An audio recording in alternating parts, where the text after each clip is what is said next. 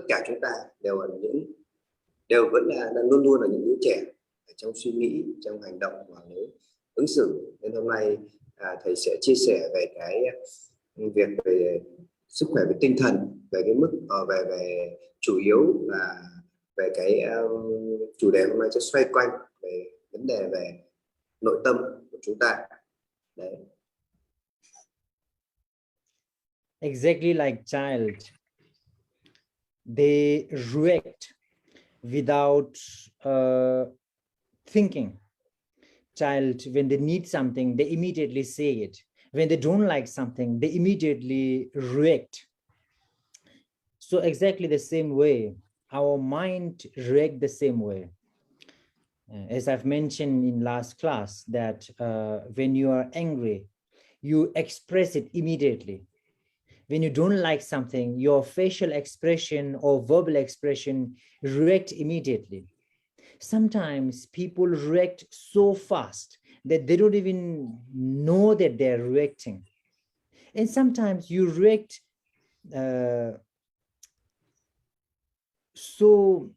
people often regret because of the way that they have reacted. And that caused a lot of problems in our life because we have reacted without mindfulness. We react so fast. So in this way, our mind, exactly like a child, react without thinking. Mình nói rằng cái nội tâm của chúng ta đó rất giống với những đứa trẻ. Vì sao? Những đứa trẻ nó thường phản ứng rất là nhanh. Khi nó thích một cái điều gì hoặc không thích một cái điều gì đó, nó sẽ phản ứng ngay lập tức. Thì cái mind là cái nội tâm của chúng ta ấy, nó sẽ y như vậy. Khi chúng ta khi có những cái điều gì không hài lòng, nhất là khi chúng ta nóng giận đó, chúng ta sẽ thường phản ứng ngay tức khắc. Nên trong cái việc thầy muốn so sánh cái nội tâm của chúng ta rất giống với cả những đứa trẻ đó, về cái sự phản ứng mà thiếu đi một cái sự suy nghĩ thấu đáo, thiếu đi những cái sự cân nhắc. Bởi vậy mà chúng ta rất cần để điều ngự cái nội tâm của chúng ta qua cái chủ đề ngày hôm nay, đặc biệt là cái sự nóng giận.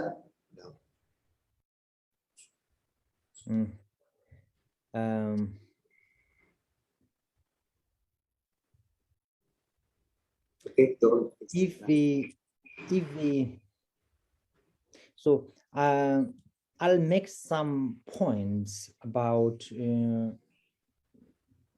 the way we can control our emotion, the way we should see things in a different perspective. And also, especially when we deal with the kids or general people around us, oftentimes, the instant reacting or these emotions that activate in us, how it results in destructive ways. I'm going to sum up few points just for you to deep into it. And also I'll try to pinpoint some ways to control those emotions and to stay calm and happier in harmony with the kids or anybody around. So I'm going to sum up in a few points, and I mentioned. So before that, I would like to explain what is emotion, and especially what are those emotions, what is the nature of emotion, and how it harms us. Thì hôm nay thầy sẽ đưa ra một số các cái quan điểm để nói cho chúng ta biết, chia sẻ chúng ta về cái việc mà chúng ta quản lý cảm xúc của chúng ta, và chúng ta sẽ nhìn cái vấn đề từ những khía cạnh khác nhau như thế nào. Và thầy cũng muốn chia sẻ thêm cái cách mà chúng ta có thể quản lý được cái sự nóng giận, những cái phản ứng bản năng của chúng ta, và nó có những phần tiêu cực, kể cả khi chúng ta phản ứng với những đứa trẻ hay những người xung quanh cũng thế. Bởi chúng ta, ý thầy muốn nói là chúng ta phản ứng với những đứa trẻ như nào, chúng ta sẽ phản ứng với những người xung quanh cũng y như vậy. Và thầy sẽ nói lên cái việc là khi chúng ta không điều ngự được cảm xúc, quản lý được cảm xúc, thì nó sẽ có hại với chúng ta ra làm sao. Và thường thì nó thường để lại những cái ảnh hưởng khá là tiêu cực, mang tính chất phá hoại trong các cái mối quan hệ. Đó, nên là thầy sẽ chia sẻ với chúng ta về cái cách mà chúng ta quản lý cái cảm xúc của chính mình để hạn chế đi những cái phản ứng theo bản năng.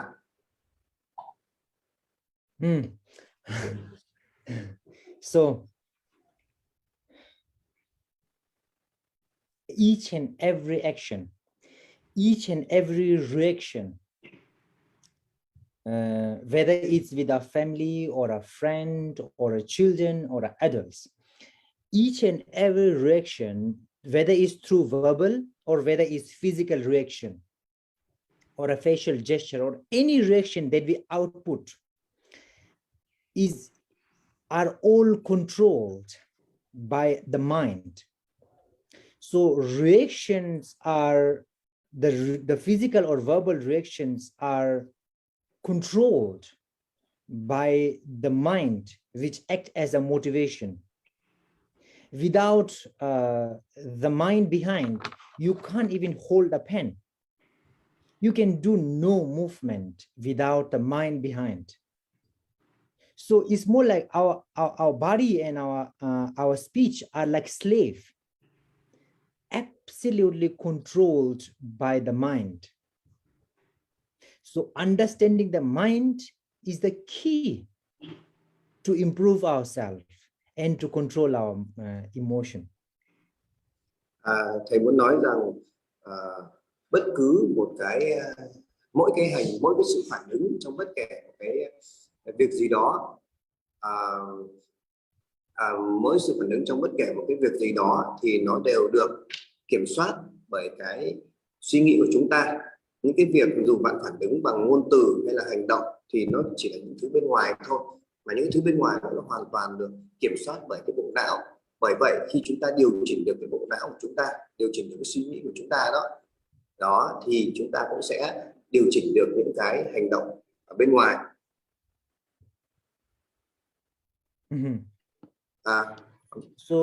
Điều khiển được những hành động hành động ở bên ngoài. Bởi vậy mà chúng ta cần phải học cái cách mà chúng ta quản lý được cái suy nghĩ của mình, cái tâm của mình đấy. Thầy muốn nói là như vậy. Và dù nếu mà không có một cái sự quản lý, không có sự điều khiển của bộ não thì kể cả ngay những việc rất là đơn giản chúng ta không thể làm được. Ví dụ như bạn muốn lấy một chiếc bút, đúng không ạ, hay là muốn mím môi hay bất kể vấn đề gì đó, thì nếu không có sự điều khiển của bộ não thì chúng ta đều không có thể tiến hành được. Okay, please.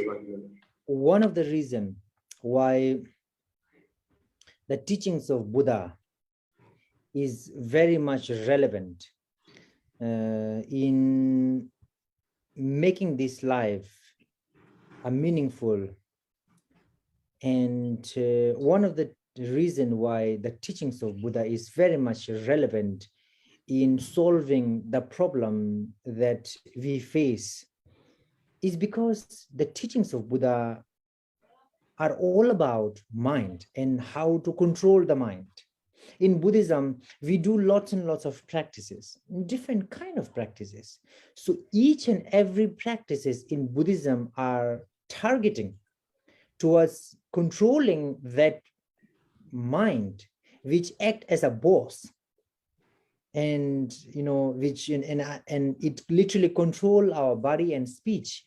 And when the mind gets negative, is a wrong, then it let our body and speech act wrongly. So to control the body and speech, you have to control the mind, which give a message to body and speech to do certain wrong things. So this is the reason why some of the Buddhist points can be really effective in controlling the body and speech by controlling the mind, because Buddhism talks all about mind. Một trong những lý do mà khiến cho giáo pháp của nhà Phật đó trở nên rất là gần gũi và có ích trong cái đời sống của chúng ta, bởi vì tất cả những giáo pháp của nhà Phật đều hướng tới và tập trung nhiều đến sự điều ngự về nội tâm. Bởi vì ví dụ như khi mà chúng ta có khởi ra những cái ý sai, những cái nội tâm ta khởi ra những cái suy nghĩ sai, thì chúng ta sẽ dẫn tới lời nói và hành động sai theo. Bởi vậy là giáo pháp của nhà Phật đi rất sâu, đúng đúng không? Rất sâu vào cái việc là điều ngự chính cái nội tâm và suy nghĩ của chính mình. Và đó là lý do tại sao mà những cái lời dạy của Đức Phật hoặc của nhà Phật đó thường rất có những cái ảnh hưởng rất là tích cực và những cái ảnh hưởng rất lớn trong cái đời sống của chúng ta. Okay.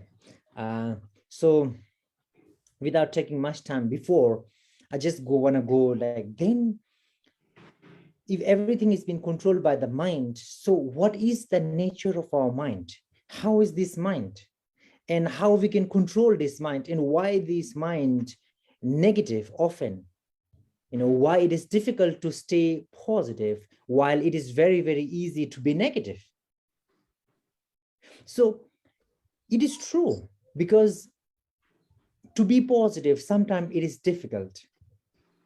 And then to get angry or to get suspicious about something, or to get greed, or to be impatient, or to get jealous, you know, it's really easy, you know. And I usually mention that, you know, these negative emotions are not something that you even need to be taught. You just know it from beginning. So how to know these emotions and how we can control this emotion is the key point today. Thì hôm nay thì thầy muốn hôm nay chúng ta nói về vấn đề nội tâm. Vậy thì cái bản chất của nội tâm là gì? Tại sao chúng ta lại thường có thể thường có dẫn tới những cái suy nghĩ tiêu cực rất là nhanh? Và trong nhà Phật đã có cái gọi là 5 thứ là tham sân si mạn nghi, đúng không ạ? Đó là cái sự tham sân si, cái sự ngạo mạn, hoặc là cái sự kiêu ngạo như vậy, thường đến chúng ta rất là nhanh. Và tại sao bộ não chúng ta thì có lúc thì phản ứng tiêu cực, có lúc thì phản ứng lại tích cực? Đó thì hôm nay thì thầy sẽ chia sẻ chúng ta về cái sự và cái bản chất của cái nội tâm đó, và đặc biệt thì sẽ hướng tới cái việc là chúng ta sẽ quản lý và điều ngự cái cảm xúc trong bản thân, trong cái nội tâm của chúng ta. Nghĩa là cảm xúc là một phần trong nội tâm, thì hôm nay sẽ đi nhiều về cái vấn đề là quản lý cảm xúc trong nội tâm của chúng ta. Okay, please go on. Yeah. So negative emotion is what makes us, like, emotion generally has varieties. There are a lot of emotions that can be kind of neutral. There are a lot of emotions that are positive, like love, compassion, and so forth, like, you know, the kindness, sympathy, and all these things. These are good emotions. These are constructive.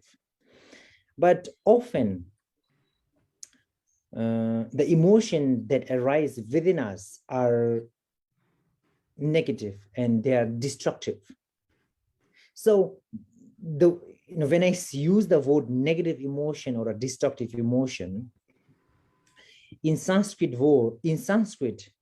it is known as kalesha. In Tibetan, we have the word nyunmong. So literally what it means, in English, it has been known as negative emotion. For example, like anger, jealousy, envy, ego, greed, pride. So these are the emotions. In short, you can say, like, you know, anger, jealousy, envy, ego, greedy, selfishness, and all these are the emotions that are destructive. Thì cái tiêu cực đó thì về cái vấn đề cảm xúc đó thì nó rất là đa dạng. Có cảm xúc tiêu cực và cảm xúc tích cực, và có một số cảm xúc thì là trung tính, không tích cực mà không tiêu cực. Ví dụ tiêu cực hay là gọi là phá hoại đó, mang tính chất là hủy hoại đó, thì ví dụ như là cái sự nóng giận này, tham lam này, ích kỷ này, hay đố kỵ của chúng ta. Còn những cái cảm xúc tích cực như là cái sự cảm thông, sự từ bi, sự rộng lượng, đó, sự kiên nhẫn của chúng ta. Nhưng mà đa phần thì chúng ta thường đến với những cái cảm xúc tiêu cực nhiều hơn. Và trong cái cảm xúc và trong những cái cảm xúc tiêu cực đó thường thì nó sẽ mang tới những cái sự phá hoại nhiều hơn là cái yếu tố tính chất về xây dựng. Đó thì trong cái ngôn từ đó người ta hay nói về những cái ngũ độc đó, gọi là cái ngũ độc trong cái nhà Phật gọi là ngũ độc đó, cái tham sân si mạn nghi của chúng ta. Cái mạn là cái sự ngạo mạn, là cái tôi đó. Ni kia là cái sự nghi ngờ, đúng không? Cái sự nghi hoặc đó. Thì thầy muốn đề cập tới cái hôm nay đề cập tới những cái việc liên quan tới những cái luồng suy nghĩ tiêu cực, cảm xúc tiêu cực nhiều hơn để chúng ta điều ngự nó. So this word kalesha or nyumong or negative emotion in English. So these emotions are the reason why we call it negative emotion is negative, because whenever these activate in our mind, it take away the peace of our mind. We are not in peace. Whenever this emotion activate in us, our mind is distorted, it's not clear anymore, it's not in peace anymore. It take away the peace of our mind.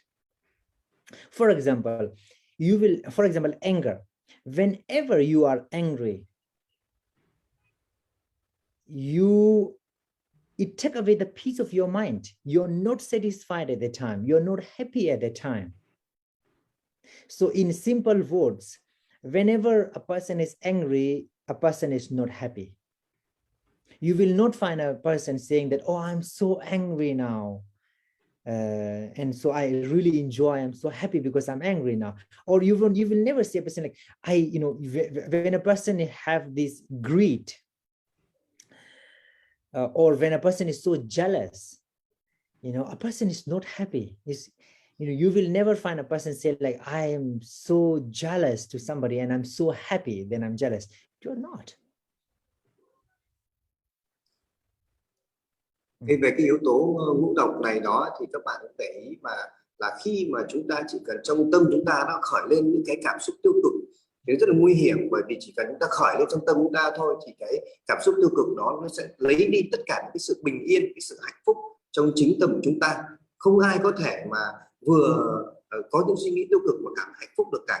Ví dụ như một người nào đó bạn sẽ không bao giờ thấy một người nói rằng tôi đang rất là tức giận, tôi đang rất là ích kỷ nhưng mà tôi cũng đang rất hạnh phúc đây. Không bao giờ có chuyện đó. Nên chỉ cần khi nào các bạn còn những cái cảm xúc và những cái tâm ích kỷ hay đố kỵ, cái tham lam đó thì các bạn sẽ không bao giờ cảm thấy thực sự hạnh phúc, bởi vì tất cả những cái cảm xúc tiêu cực đó đã lấy đi cái sự bình yên, cái sự hạnh phúc trong chính tâm trí của các bạn rồi. Nên các bạn cần phải nắm vững được cái sự nguy hiểm của những cái ngũ độc trong cái thân của chúng ta, và đặc biệt là hiểu được cái tính chất nguy hiểm của cái sự của những cái luồng suy nghĩ tiêu cực khi nó thâm nhập vào bộ não của chúng ta, thì bộ não của chúng ta sẽ bị mê mờ đi, chúng ta sẽ không biết được điều gì đúng điều gì sai, và chúng ta nhìn mọi thứ sẽ rất là không được rõ ràng, không được đúng đắn, nghĩa là chúng ta sẽ không được nhìn thấy chúng ta sẽ không nhìn thấy các cái sự việc bằng chánh kiến nữa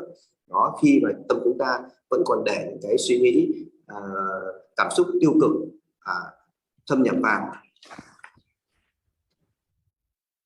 Okay.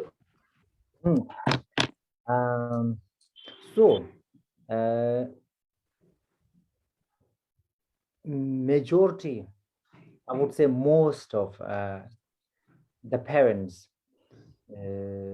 have issues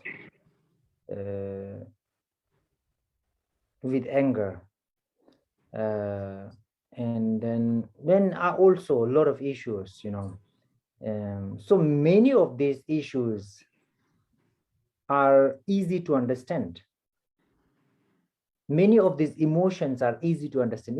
It's like you have some emotion, and because of that you don't have a good relation, or something not good happened with the child, or with the family, or with the friends. So many of these emotions are recognizable, understandable. You will know, if you take a break after 10-15 minutes, you know that I have that emotion. But there are some emotion that is difficult to understand. And when you don't understand clearly, then it is difficult to remove it. It's more like when you know the opponent, you can defeat it easily. When you don't know the opponent, it is really difficult to defeat, because you don't know who you are fighting with. Is more like if when your enemy is invisible, you cannot fight with the enemy because it is invisible. So it is very important to know those emotions so that you can, encounter with it, so that you can defeat it, so that you can remove it or reduce it. Thì trong cái đa phần cái bố mẹ thì thường gặp cái vấn đề về là sự nóng giận với con mình. Thì trong cuộc sống nó sẽ có rất nhiều vấn đề, nhưng mà có những cái vấn đề đó thì chúng ta rất là dễ thấy, có những cái cảm xúc tiêu cực chúng ta rất là dễ thấy, nhưng sẽ có những vấn đề chúng ta sẽ rất là khó thấy. Nên cái vấn đề là nếu các bạn muốn, khi chúng ta xác định được kẻ thù chúng ta là ai, khi chúng ta không xác định những cái vấn đề mà chúng ta không nhìn thấy rõ ràng đó, thì giống như cái việc là chúng ta không biết kẻ thù mình là ai, đúng không ạ?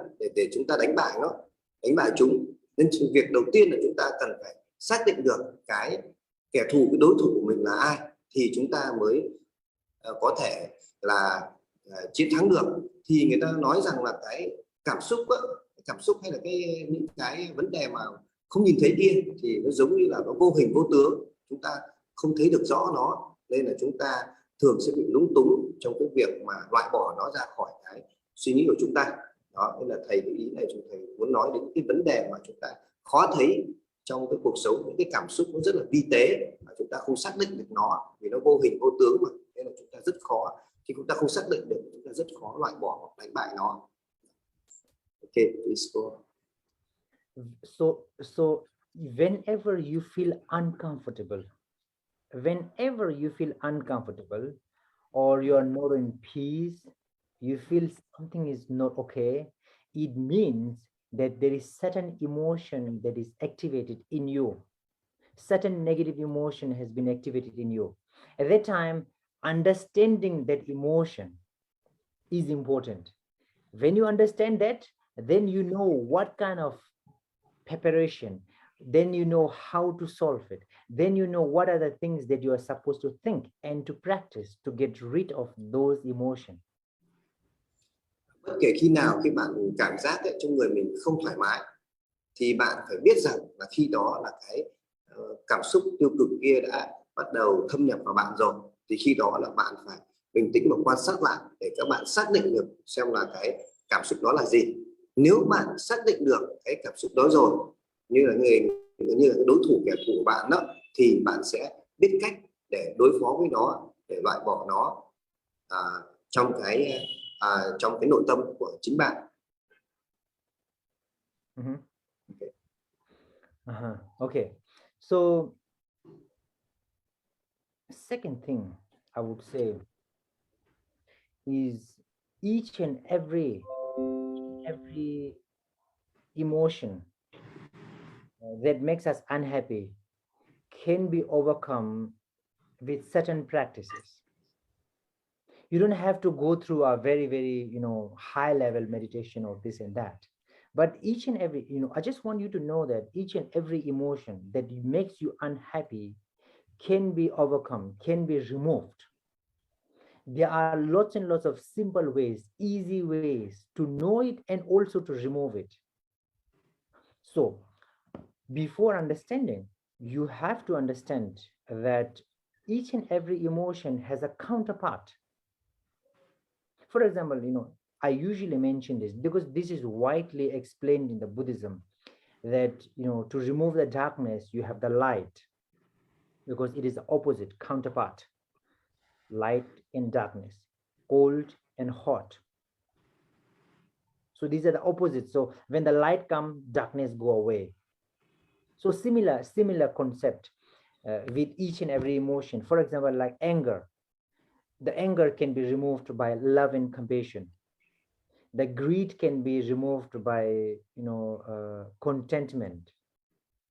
Similarly, every negative emotion has something that we can work with to get rid of it.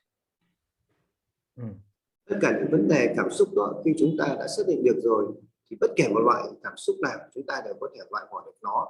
Bởi vì trong nhà Phật có nói các bạn không cần phải cái độ giác ngộ cao lắm đâu, các bạn chỉ cần bình thường thôi, các bạn có thể loại bỏ nó rồi. Thì trong nhà Phật có nói rằng là tất cả những cái mọi yếu tố, mọi cảm xúc đều có cái mặt đối lập của nó. Ví dụ trong nhà Phật nói rằng đối lập với tối là sáng, đối mặt với lạnh là nóng. Vì vậy là chúng ta sẽ phải dùng cái đối lập của nó và điều ngự nó. Ví dụ như mà để đối lập với cả cái sự nóng giận, sự ích kỷ chẳng hạn, thì đó chính là cái sự lòng từ bi bác ái. Mà để chúng ta để chúng ta còn đối lập với cả cái sự tham lam, đó là sự hài lòng, đúng không ạ? Ý thầy muốn nói là khi mà bóng tối đến thì chúng ta không đuổi bóng tối đi mà chúng ta sẽ mang ánh sáng tới. Khi ánh sáng tới thì bóng tối sẽ không còn nữa. Bởi vậy mà sẽ luôn luôn có cái mặt đối lập trong cái cảm xúc của chúng ta, mà chúng ta cần sử dụng nó để điều ngự với cái nội tâm của chính mình. Okay, so I'm going to say a few things in general, then I will go through, some of the possible emotion that a young parent might have to deal when they take care of the young child. So in generally, yes, now it is like this, look at the child.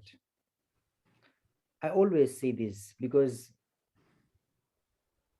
you all can experience these days. You can watch them carefully.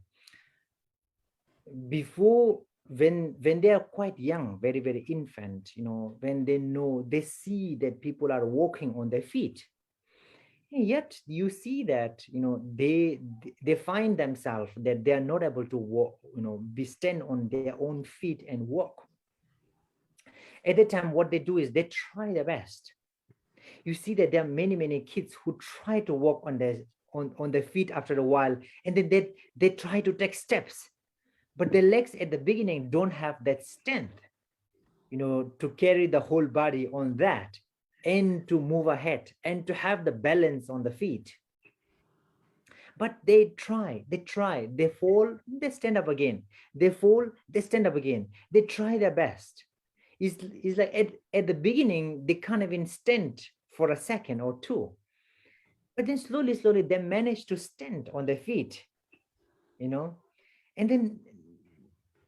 then slowly not only stand, but with the help of parents or with the help of some things, they try to take 1 or 2 steps. This is how they grow, and they start to walk, and slowly they run. So when they are like, a bit older, then they literally run without even worrying about whether they're going to fall. Exactly the same way, each and every negative emotions can be removed, but you need constant practice. It's like you do it one time, and then you complain that this is not working, or something is not happening. Nothing happens all of a sudden. You have to accumulate causes with constant effort and some mindfulness. These emotions that make us unhappy in our life can be removed. Thầy thường nhìn thấy khởi ra cái suy nghĩ rất tích cực đó, khi thầy nhìn thấy những cái bố mẹ trẻ với chăm sóc cái đứa con nhỏ của họ đó, thì những cái đứa bé đấy, khi nó còn gọi là những cái đứa trẻ mà gọi là ở cái độ sơ sinh lớn lên tầm khoảng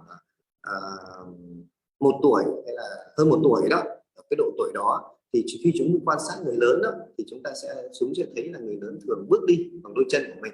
Thế cứ quan sát như thế thì chúng sẽ muốn bắt chước và làm theo. Thế là chúng cũng muốn đi bằng cái đôi chân của mình, bước đi, nhưng mà lúc đó thì cái sức của đôi chân chưa đủ mạnh để giữ thăng bằng, thậm chí để đứng thôi cũng chưa đứng được rồi, nói chi là cái việc bước đi. Nhưng mà nó vẫn luôn cố gắng làm. Thì ban đầu lúc đầu nó chỉ có thể đứng được 1 giây 2 giây thôi, nhưng mà với cái sự quyết tâm cứ làm đi làm lại đó, và với cái sự giúp đỡ của bố mẹ, thì dần những cái đứa trẻ nó bắt đầu sẽ đi được cái bước đi đầu tiên, và theo thời gian trôi qua thì bắt đầu một ngày nó sẽ có thể đi được, thậm chí là chạy được mà không cần cái sự giúp đỡ của bố mẹ nữa. Thì cái việc đó thì hoàn toàn giống với việc mà chúng ta kiểm soát cái nội tâm của mình. Chúng ta hoàn toàn giống với việc mà chúng ta loại bỏ đi những cảm xúc tiêu cực trong tâm mình. Ban đầu thì chúng ta cũng có thể rằng là mới có những cái bước đi rất là nhỏ đầu tiên thôi, nhưng chúng ta phải luôn cam kết cái việc chúng ta phải luôn duy trì nó, chúng ta luôn phải tinh tấn thực hành nó, thì dần chúng ta sẽ cái khả năng mà loại bỏ đi những cái suy nghĩ tiêu cực ở trong nội tâm của chúng ta sẽ thành công đó. Nên là thầy so sánh cái việc mà những cái trẻ nhỏ bước tập đi đó, giống như cái việc mà những bước đầu chúng ta loại bỏ cái suy nghĩ tiêu cực ở trong tâm mình, nó cũng thế. Nên là chúng ta cần phải có một cái sự kiên trì liên tục và quyết tâm thì chúng ta sẽ làm được. Ok, please go on.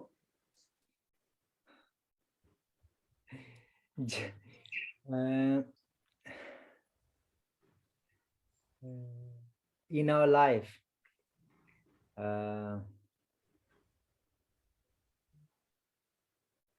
maybe it's a good thing that many of our wishes don't come true.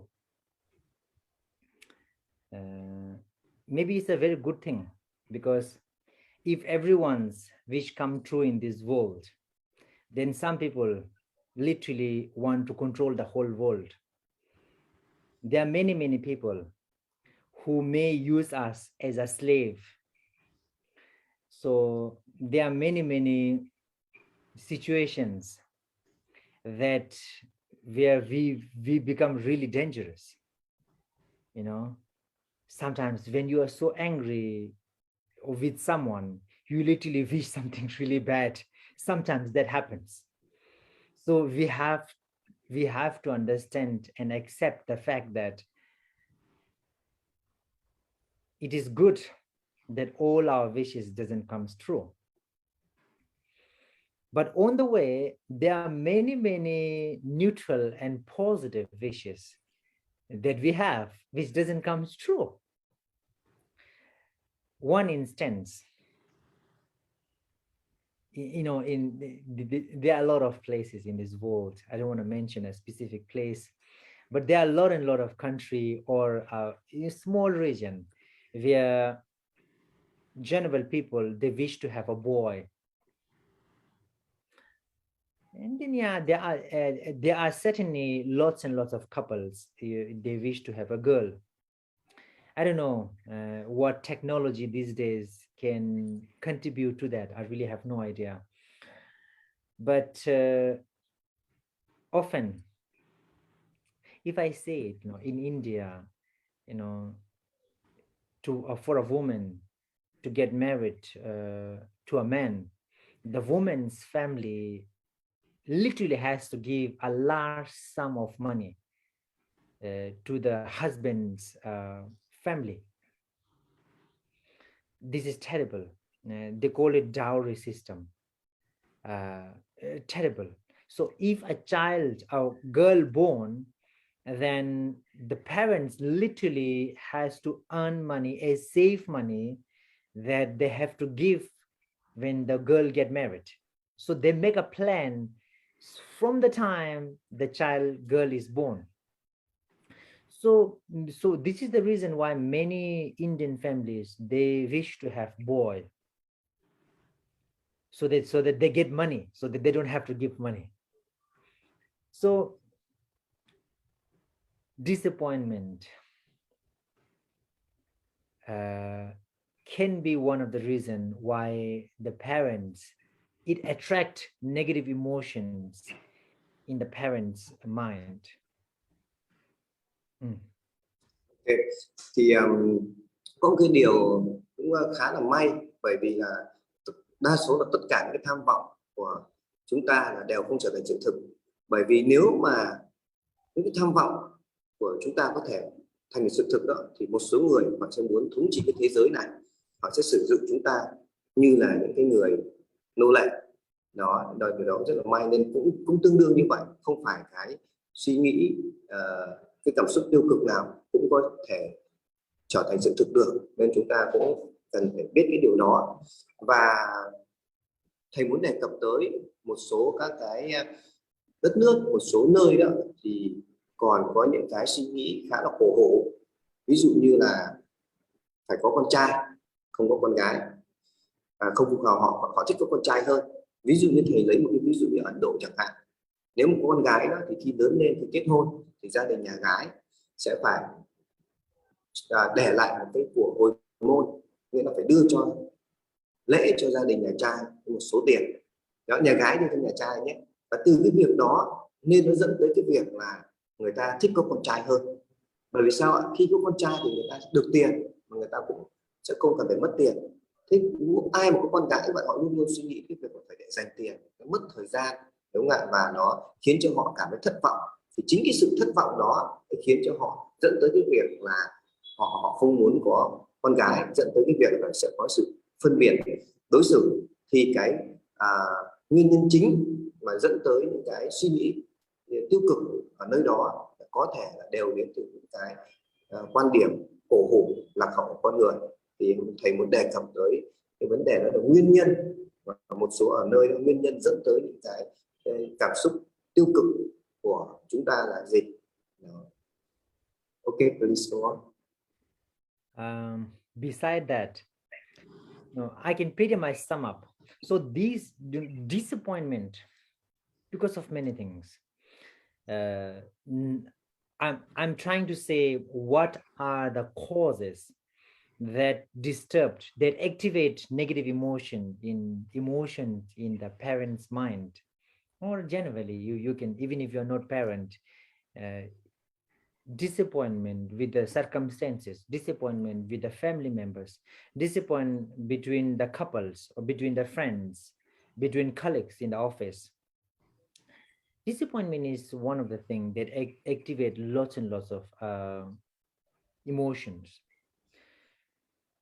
because we all want and wish that things goes as our expectation. So when things doesn't goes along with our expectation, then it activate disappointment. When it induces disappointment, then you lose your control. You're not in a normal state of mind. So then those emotions like anger, it can be jealousy, ego, and all these negative emotions activate naturally. So you have to remove the disappointment. So how to remove disappointment? Like, you can remove the disappointment, because disappointment comes from the mother of disappointment is expectation. You remove the mother, then no mother, no child. So no disappointment when you don't have expectation. So now the question is how to remove the expectation. Now expectation can be of many things, as I just mentioned. Before the child was born, the parents start to the couple start to expect, oh, I want the boy, or I want the girl. Okay, so suppose you want a girl, so you have a girl or you have a boy. Then you want the girl or boy smart, look nice, blah blah blah blah blah, many, you already premeditated a lot of things. The girl or a boy should be smart, good looking, look like me, look like this, look like that. So you have all these expectation in your mind. So the child is born. So it is impossible that the child is exactly how you expect, unless you are super lucky in some sense. 99% the thing doesn't goes along with the expectation. No, impossible. Many of the time people are not satisfied with themselves. The very smart people, they're not satisfied and happy with their smartness. They think that, oh, may I have the other's quality. Everybody has some tendencies that they like other, they wish to have what other has. They literally ignore, they literally take it for granted. The qualities that they have, they take it for granted. Many rich people, they take their wealth for granted. So they don't enjoy that. They look for something else. Many poor people, they don't rejoice and they don't appreciate what they have, but they want to have something that they don't have. So when the parents, they don't appreciate what they have, they automatically thinks that what others have is much more interesting.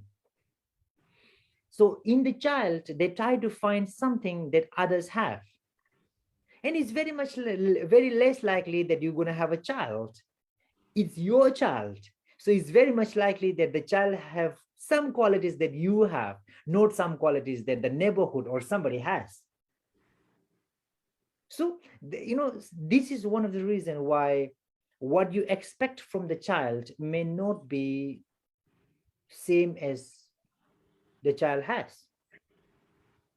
So, and also when the child grows, like the child start to have their own mind, their own wish. So they follow their mind, and then you again get have expectation that they follow you. You again have an expectation that you to understand perfectly. You again have an expectation that they study, they do this, they do that, do this, do this. So a lot of this expectation turns out to be disappointment. When these disappointments activates, then you have emotions, then you are not happy, the child is not happy. Thầy sẽ muốn nói đến cái nguyên nhân mà khiến cho chúng ta có những cái cảm xúc tiêu cực. Thường nó sẽ đến từ cái sự thất vọng. Và sự thất vọng đến từ đâu? Sự thất vọng thường đến từ cái việc chúng ta mong cầu nhiều quá, chúng ta mong cầu mong đợi, expectation đó, đúng không ạ? Thì khi chúng ta mong cầu mà không được á, thì đa phần ấy, thì những điều chúng ta mong cầu, đúng không ạ, thì chúng ta nó là điều thường không xảy ra. Vì nó không xảy ra nên chúng ta mới thất vọng. Đó, trong nhà Phật nói rằng là cái tâm cầu quá nhiều đó, và khi cầu mà bất như ý thì chúng ta sẽ cảm giác rất là thất vọng. Nên cái sự thất vọng đây chính là nguyên nhân dẫn tới cái suy nghĩ, chúng ta dẫn tới những cái cảm xúc tiêu cực. Nên việc đầu tiên là chúng ta phải nhận ra đó là chúng ta thất vọng vì điều gì? Thất vọng từ công việc, với đồng nghiệp, từ những đứa con của chúng ta, hay thậm chí từ mẹ của chúng ta. Khi chúng ta đã nhận ra được cái sự thất vọng đó từ đâu rồi thì chúng ta sẽ không mong cầu nữa. Và đôi khi chính cái sự không mong cầu mong đợi đó thì sẽ khiến chúng ta loại bỏ được những cái suy nghĩ tiêu cực ở trong đầu mình đi. Bởi vì đa phần con người ta cảm giác và thất vọng và cảm giác tiêu cực khi người ta không đạt được những cái mong cầu của chúng ta và của ta. Ví dụ thầy nói là 99% những điều chúng ta mong đợi, mong cầu nó lại thường không xảy ra. Ví dụ khi mà một số người thì mong muốn có con trai nhưng mà nó lại không ra con trai, lại ra con gái chẳng hạn, thì vì cái mong cầu đó sẽ dẫn tới người ta sẽ rất là thất vọng, và thất vọng đó dẫn tới suy nghĩ tiêu cực.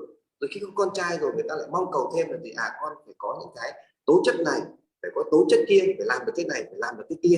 Đó thì họ lại mong cầu quá nhiều từ con của họ, lại cái điều đó lại khiến cho họ thất vọng. Nên thầy nói rằng cái bản tính con người ta là tham lam, chúng ta luôn luôn nhìn thấy những thứ người khác có là thú vị, đúng không ạ? Ví dụ một người rất là giàu rồi nhưng anh ta không cảm giác điều đó là đủ, anh ta lại tham những cái thứ khác. Nên chính cái việc tham những thứ khác đó thì khiến anh ta phải dẫn tới những cái suy nghĩ tiêu cực.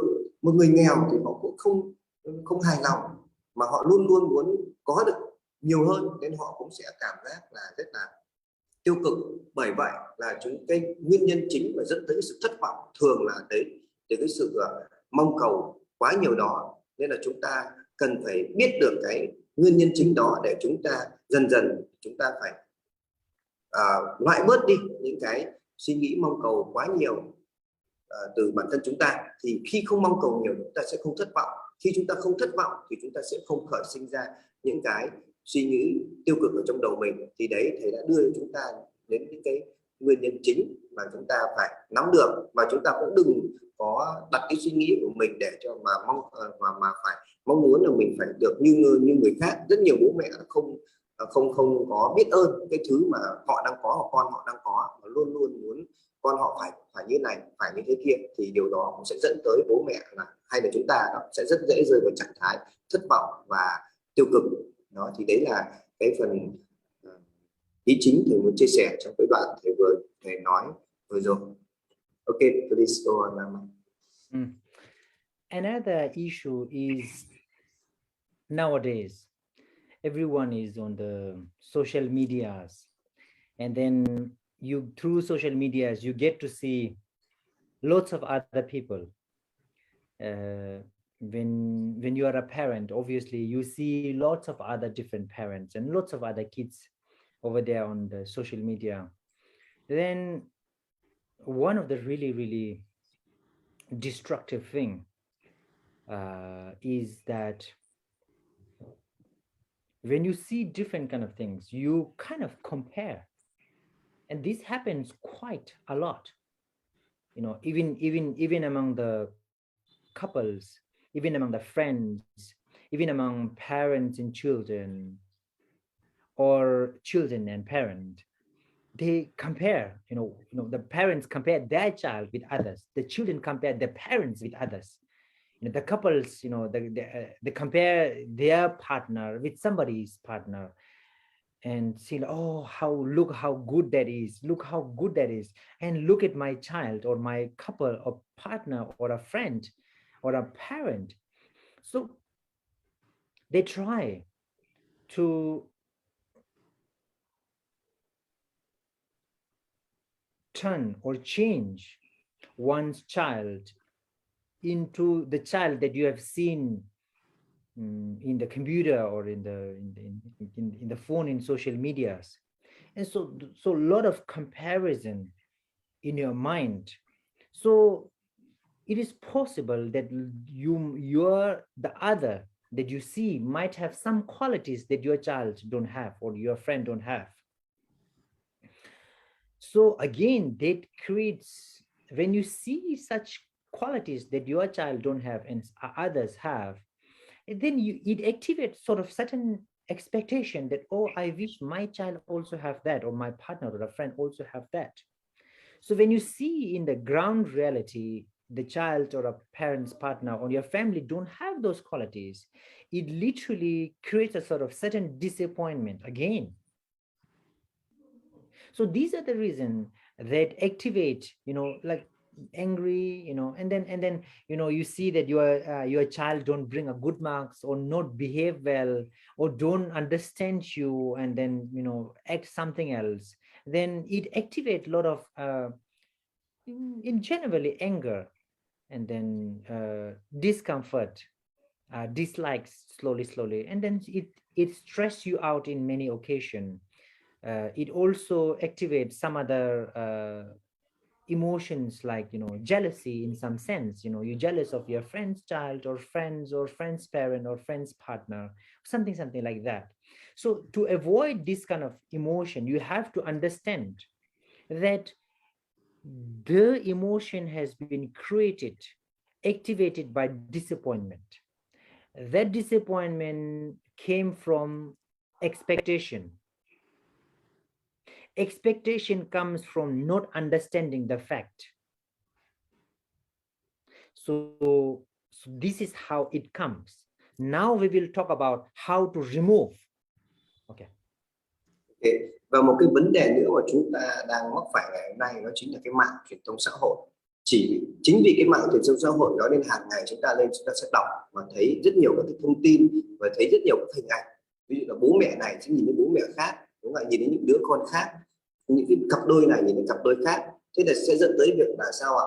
Bố mẹ thì so sánh con mình với con người khác, rồi những đứa trẻ lại so sánh bố mẹ mình với bố mẹ người khác, rồi những cái cặp đôi đó thì người này thì so sánh người yêu mình với người khác. Nó sẽ dẫn tới cái việc, từ cái việc so sánh đó thì sẽ dẫn tới cái việc là rất dễ chúng ta thất vọng. Ví dụ như là bố mẹ, lấy trường hợp đứa trẻ chẳng hạn, khi bố mẹ nhìn thấy những đứa trẻ khác có một cái phẩm chất nào đó tốt thì thấy bảo con mình không có, và chính cái việc mà con mình không có đó, họ rất dễ khởi ra cái tâm mong cầu con mình cũng sẽ có cái phẩm chất đó. Mà nếu một ngày con mình không có phẩm chất đó thì họ sẽ cảm giác là cái tức giận nó sẽ nổi lên, và cái tức giận đó đến từ cái lòng đố kỵ. Chính cái sự đố kỵ đó nên bố mẹ mới khởi ra cái sự tức giận với người con của mình. Nên ví dụ như thấy ai một đứa trẻ nào đó có được một cái điểm rất là cao chẳng hạn, thì bố mẹ thấy con mình không được điểm cao thì cũng có thể là mang ra so sánh rồi và tức giận rồi, thậm chí là có thể đố kỵ với những cái đứa trẻ kia. Nên bởi vậy thầy muốn nói rằng là cái sự thất vọng thường đến từ việc là chúng ta mong cầu đấy, và cái mong cầu đến từ cái việc là vì chúng ta không nhìn nhận đúng thực tế, không nhìn nhận vào thực tế. Nếu mà chúng ta nhìn nhận vào đúng thực tế thì chúng ta sẽ không mong cầu nhiều nữa. Mong cầu không được thì sẽ dẫn tới thất vọng, đúng không? Và thất vọng sẽ dẫn tới những cái suy nghĩ tiêu cực ở trong ta. Nên là thầy muốn nói đến cái việc là chính cái mạng xã hội ngày nay dẫn tới con người ta rất dễ mang ra so sánh nhau, thấy những cái thứ tốt đẹp của người khác, phẩm chất tốt đẹp của người khác thì chúng ta sẽ khởi tâm là mong cầu cái điều đó cho mình hoặc cho con mình. đó, hoặc chúng ta nhìn đến những thứ tốt đẹp người khác, chúng ta sẽ khởi tâm đố kỵ. Nên là chúng ta cần phải biết cái một đó cũng chính là một trong những nguyên nhân mà dẫn cho chúng ta có những cảm xúc tiêu cực bây giờ. Thì vừa rồi vì đó là thầy vừa rồi thầy chia sẻ về những cái gọi là cái nguyên nhân dẫn tới cái việc suy nghĩ tiêu cực của chúng ta. Đó, các bạn nhớ nhé, đó là đến từ cái sự thất vọng, và thất vọng chúng ta mong cầu, đúng không ạ? Tại sao chúng ta mong cầu? Vì chúng ta không nhìn nhận vào thực tế. Thì bây giờ thầy sẽ chia sẻ về cái việc làm thế nào để chúng ta loại bỏ đi được những cái nguyên nhân đó, loại bỏ đi những nguyên nhân dẫn tới cảm xúc tiêu cực bên trong chúng ta. Ok, please go on, Lama. Okay, so if these are the reasons of disappointment, then how to tackle, how to remove these disappointments? Because you remove the root, then the, you know, for example, you cut the root, the tree already die automatically. So similarly, to remove the emotions, you just cut the disappointment. How? But by cutting the expectation. So how to cut the expectation? For example, generally with mind, if you want to change the mind, two things in overall, generally, two things important. First, think about advantage of, for example, you know, if the problem is because of the constant comparing, you know, you compare with others, and then because of that, you know, you have expectation and disappointment and emotions. So to stop comparing by in two methods. First, think about disadvantage of comparing with others, and think about advantages of not comparing with others. So these two things you can generally apply, but specifically with the comparing others, others' kids, others' partner, others' friends, think about two. Comparing is always negative in all the sense. When you compare, it either increased your ego or it reduced your self-confidence. If you compare with others, if you are better, it lifts up your ego. If others is better, it reduces your self-confidence. And also, you know, if comparing with others, you know, either reduce your ego or lower your self-confidence, what's the point of comparing? Just be the better version of yourself. And instead of comparing with others, or maybe others' kid, try to make the kid best of itself. Without comparing with others, try to help the qualities of the kid. You know, the kid may not be exactly like others, but kid has some qualities. So you help the kid to develop and to increase and to progress the qualities that the kid has. The kid may not have 4 qualities that others have, but kid have 1 quality. So focus on that 1 quality and make the kid very good in that one.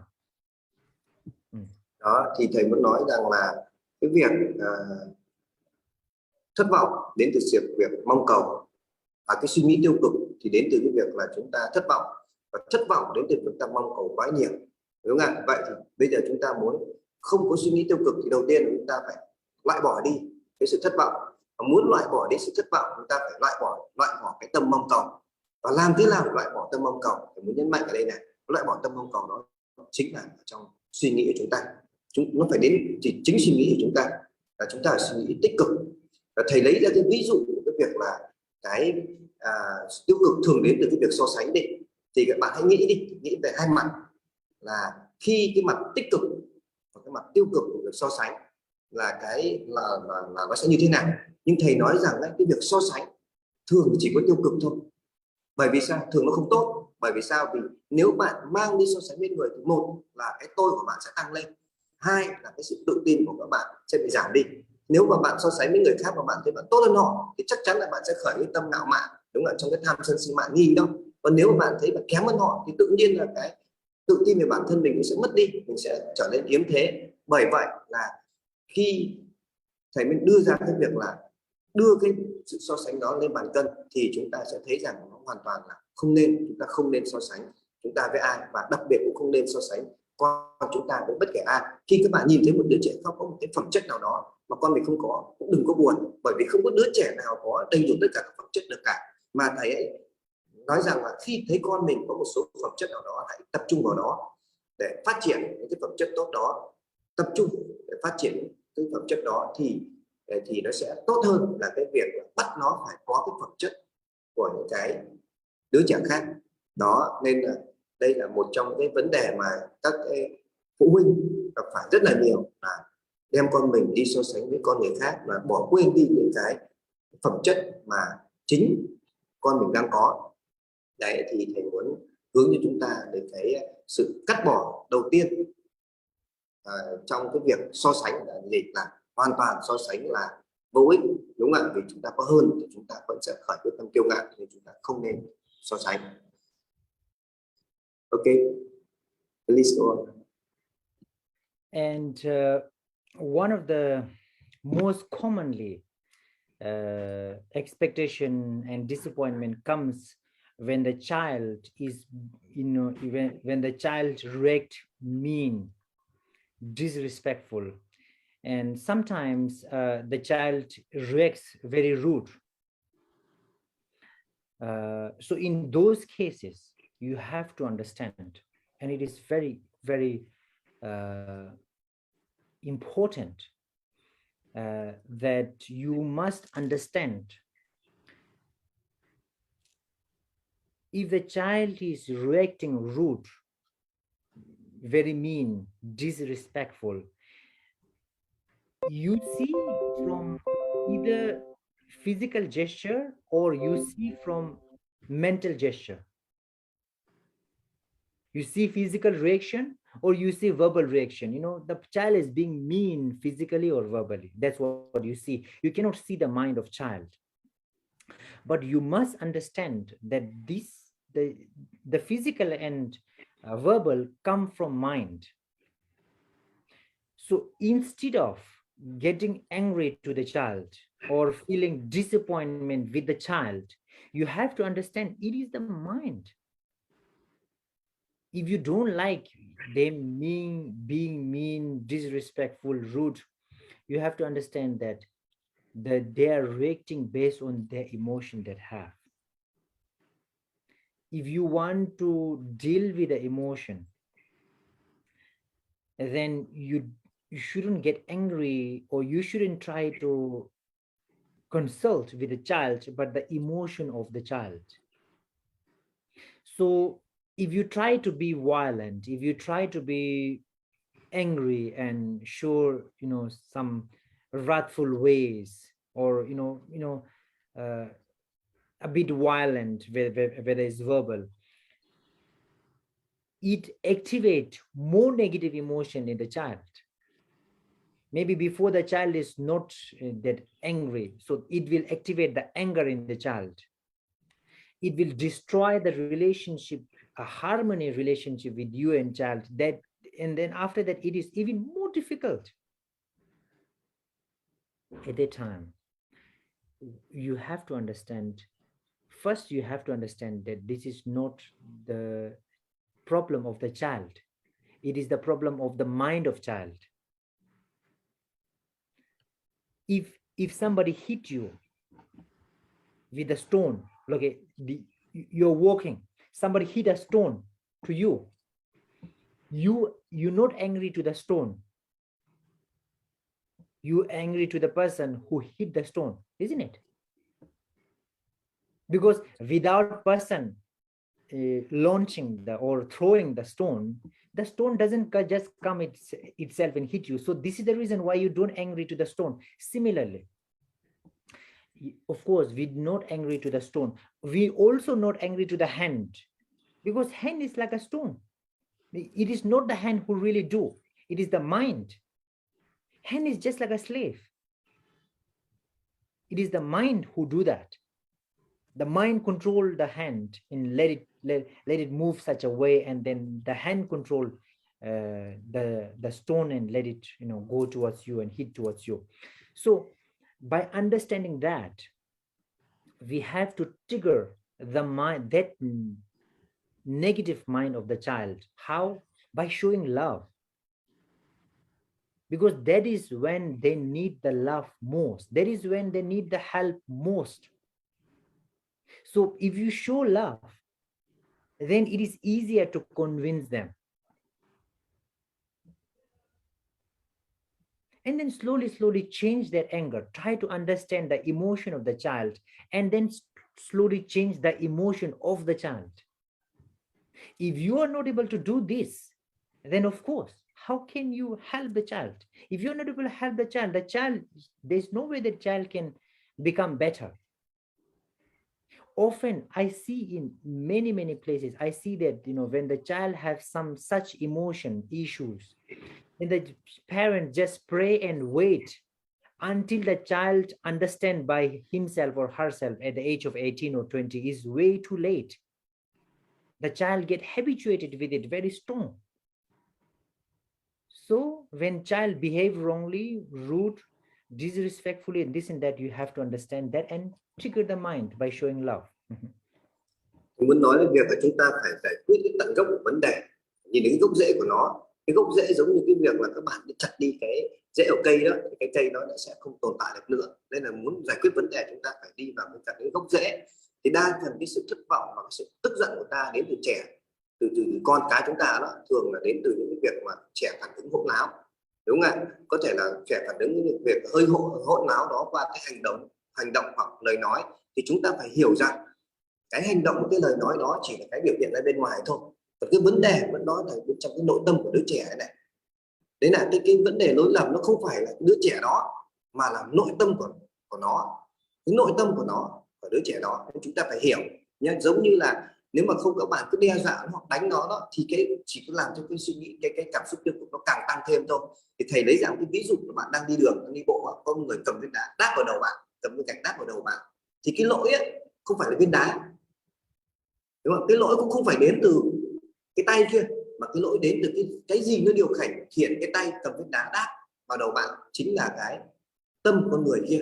Thì cái vấn đề là ở cái tâm con người kia, nên chúng ta phải làm thế nào để điều ngự được cái tâm đó, giải quyết được cái tâm đó. Nên cái đứa trẻ nó cư xử hỗn láo ra bên ngoài bằng hành động hay lời nói thì cũng đều từ bên trong chính cái tâm của nó. Nên các bạn phải lắng nghe, hiểu được cái cảm xúc của nó, đúng không ạ? Nên lúc đó các bạn có đánh nó, sử dụng vũ lực cũng không giải quyết được vấn đề, mà cách tốt nhất lúc đó là các bạn phải show love. Đó là gì? Là phải cho thấy được cái tình yêu của bạn. Dùng cái tình yêu thì sao ạ? Sẽ dễ giải quyết hơn vấn đề. Và dùng cái tình yêu thì bạn mới có thể hiểu được cái nội tâm, cái cảm xúc của đứa con mình, thì bạn mới giúp được chúng. Chứ bây giờ nếu bạn cũng nóng giận thì chứng tỏ bạn cũng chẳng điều ngự được cảm xúc của mình rồi. Và bạn không điều ngự được cảm xúc của mình thì làm sao bạn có thể giúp được con mình? Đó, thầy muốn nói là cái vấn đề là ra từ cái đó. Nên là cái vấn đề, gốc rễ của mọi vấn đề là đều từ trong cái nội tâm, trong nhà Phật gọi là ý niệm, từ cái suy nghĩ mà ra thôi. Nên chúng ta phải nắm bắt được mọi vấn đề bên ngoài đều từ trong suy nghĩ mà ra. Nên chúng ta phải giải quyết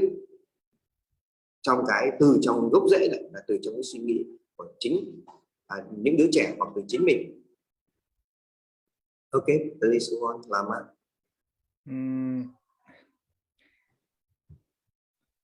Often after a while, sometimes, you know, I'm sure this happened to all the parents. After a while, child start to show more interest in their friends and what their friends says. For them, friends are more important than parents. And so they listen to their friends more than they listen to the parents. And the qualities that friend has are more interesting than the qualities their parents have. Although parents are really very smart, but still they think that the friends are more interesting, more smart, or they feel like they follow the friends, not the parents. At that time, the child often react disobedient. Even if you show the right way, the child don't follow you. Remember, at that time,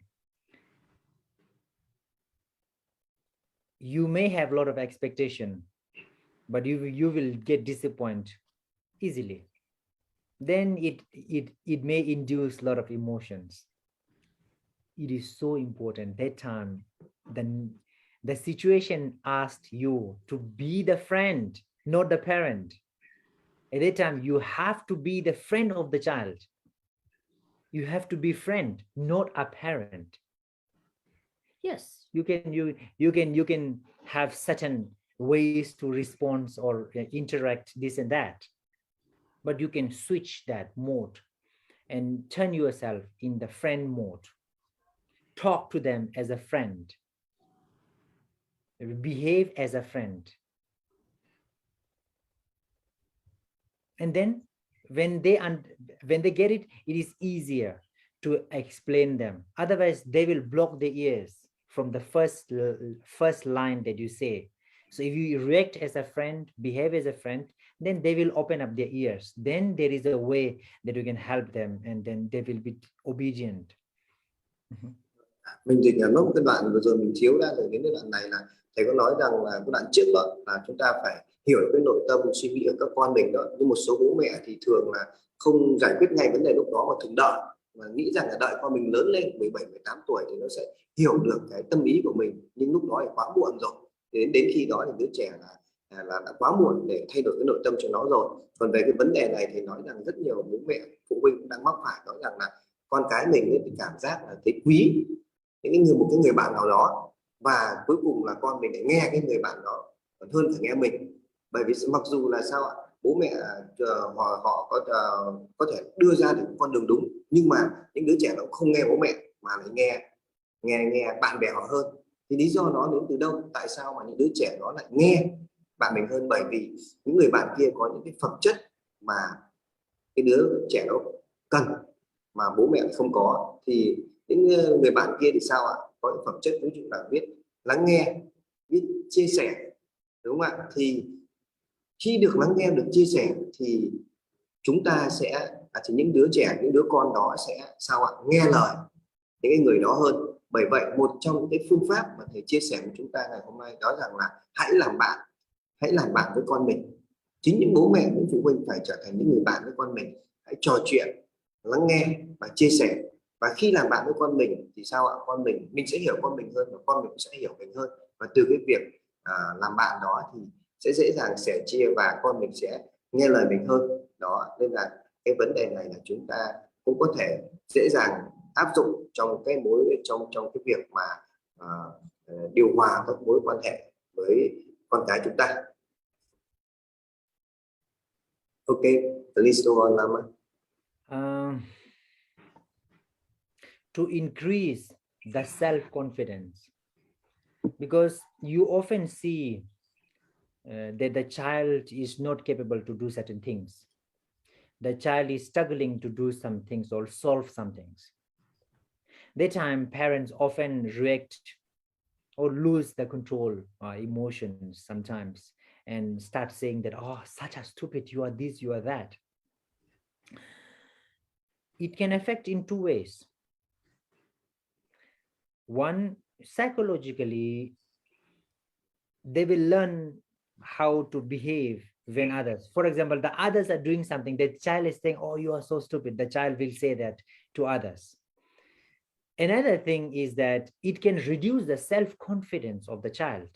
You know, they'll feel like, oh my God, I'm so useless. And I cannot do this, I cannot do that. You know, I'm like nothing. Remember, when the child is young enough, you are the world. Everything in the world, my parents know everything. They may not say it, but they think, they observe that, oh, my parents know this, my parents know that, oh my God, my parents know pretty much everything, because they cannot think of something that you don't know, because they are too young to think that, you know, when they're quite young. So important. Sometimes you show that there are some things that you are better. For example, me, I draw the face, the face of Buddha. And then there are some younger kids, they are like small monks around 10, 12, or around that age. I let them draw Buddha's face and I draw myself. I show my weakness to them. Look, I did it wrong. You did it better. So if you do that things, it will help the child to have some confidence, gain confidence, and that is so important. So when they are having problem, you encourage them, help them to solve. Rồi, và cái việc tiếp theo chúng ta nên làm đó là phải tăng cái tính tự tin lên cho con cái chúng ta. Đó, khi chúng ta nhìn thấy con chúng ta không có khả năng để làm được cái việc gì đó, hoặc là để giải quyết một cái vấn đề gì đó, thì chúng ta nên làm như thế nào?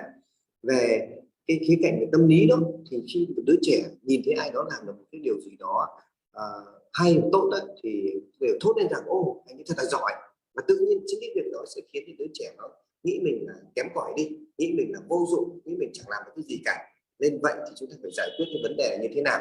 Đó là chúng ta hãy về mặt tâm lý, đó là hãy nói với đứa trẻ rằng con có thể làm được cái việc khác tốt hơn. Thầy lấy ví dụ rằng khi thầy vẽ hình ảnh mà gương mặt của Phật, của Đức Phật đó, thầy vẽ thì không được tốt thì thầy mới gọi những cái chú tiểu nhỏ đến và cho các chú tiểu vẽ.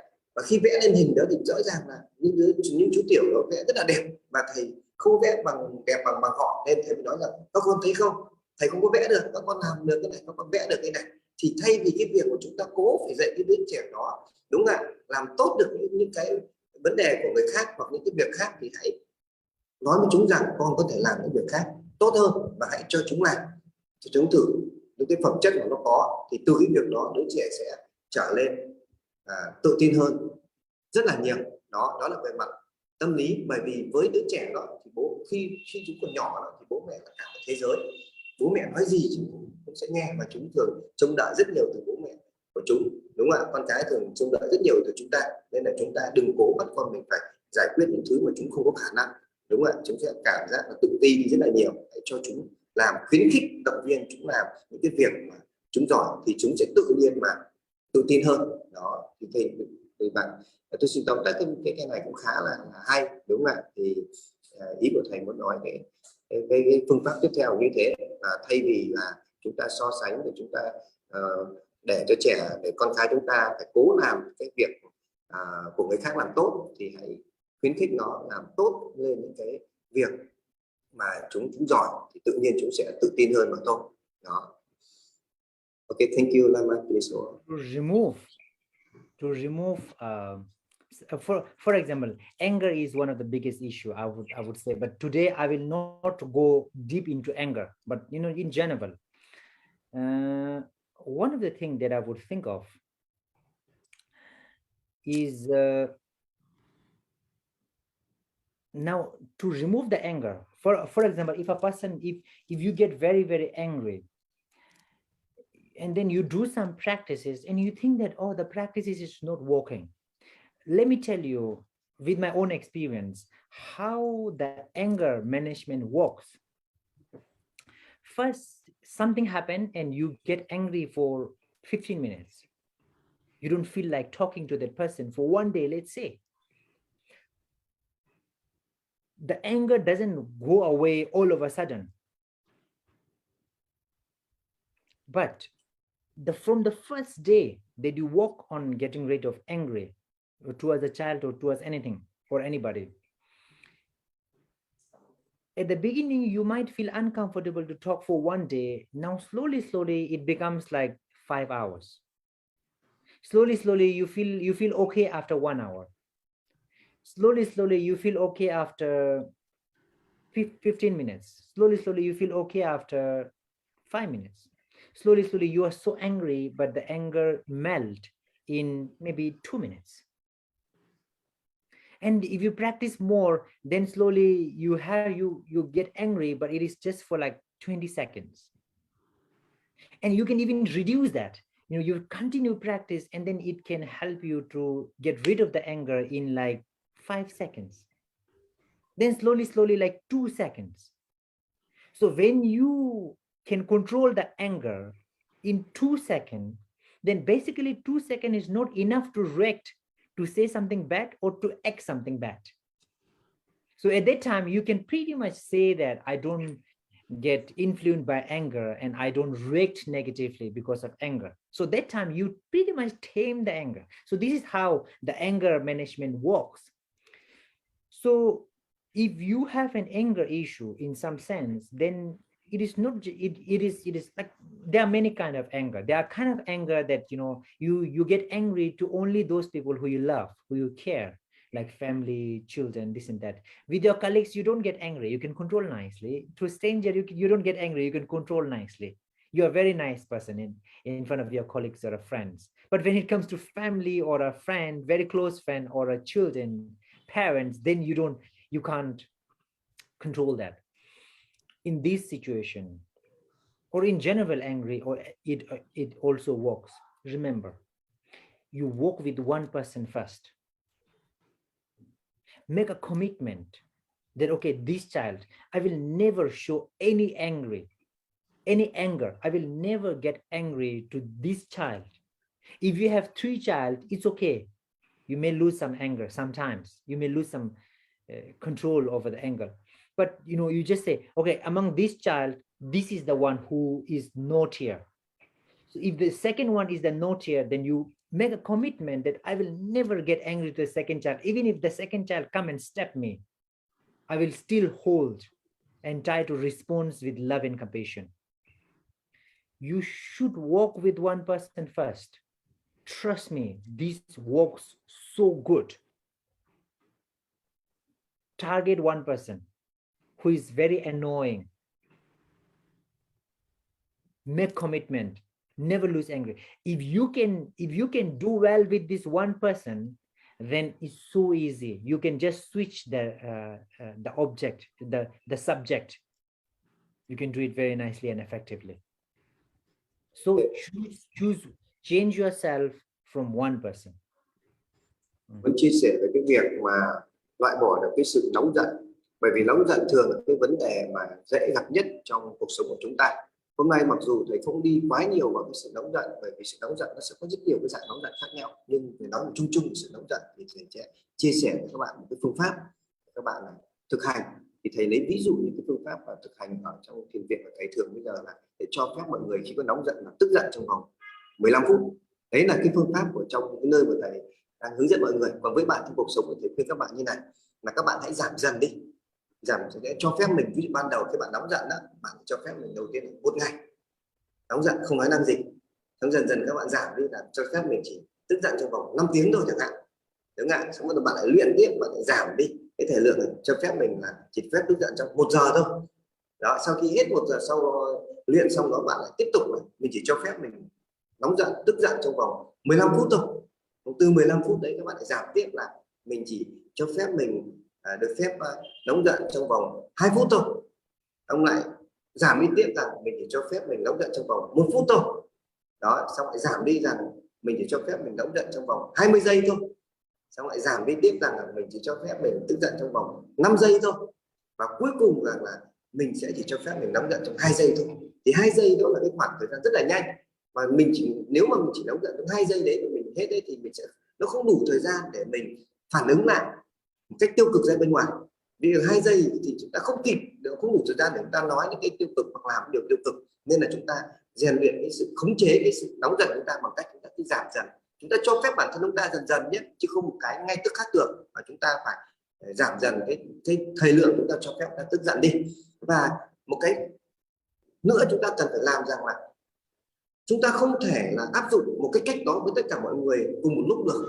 Ví dụ như một số người thì ở nhà với con cái, với chồng họ rất hay nóng giận, đúng không ạ? Với bố mẹ, con cái, chồng con rất hay nóng giận, nhưng mà khi ra ngoài thì họ lại ứng xử rất là văn minh, rất là hòa nhã với đồng nghiệp, với bạn bè, đúng không ạ? Thì có nghĩa rằng là thường là chúng ta có thể nóng giận với người này nhưng lại rất là nhẹ nhàng với người khác. Thì thầy bắt đầu chúng ta hãy bắt đầu thực hành với một người, chỉ tập trung vào một người duy nhất chúng ta lựa chọn. Ví dụ chúng ta có 3 đứa con chẳng hạn, chúng ta hãy chọn đến một đứa, nói với con rằng là con yêu, mẹ sẽ không bao giờ nóng giận với con.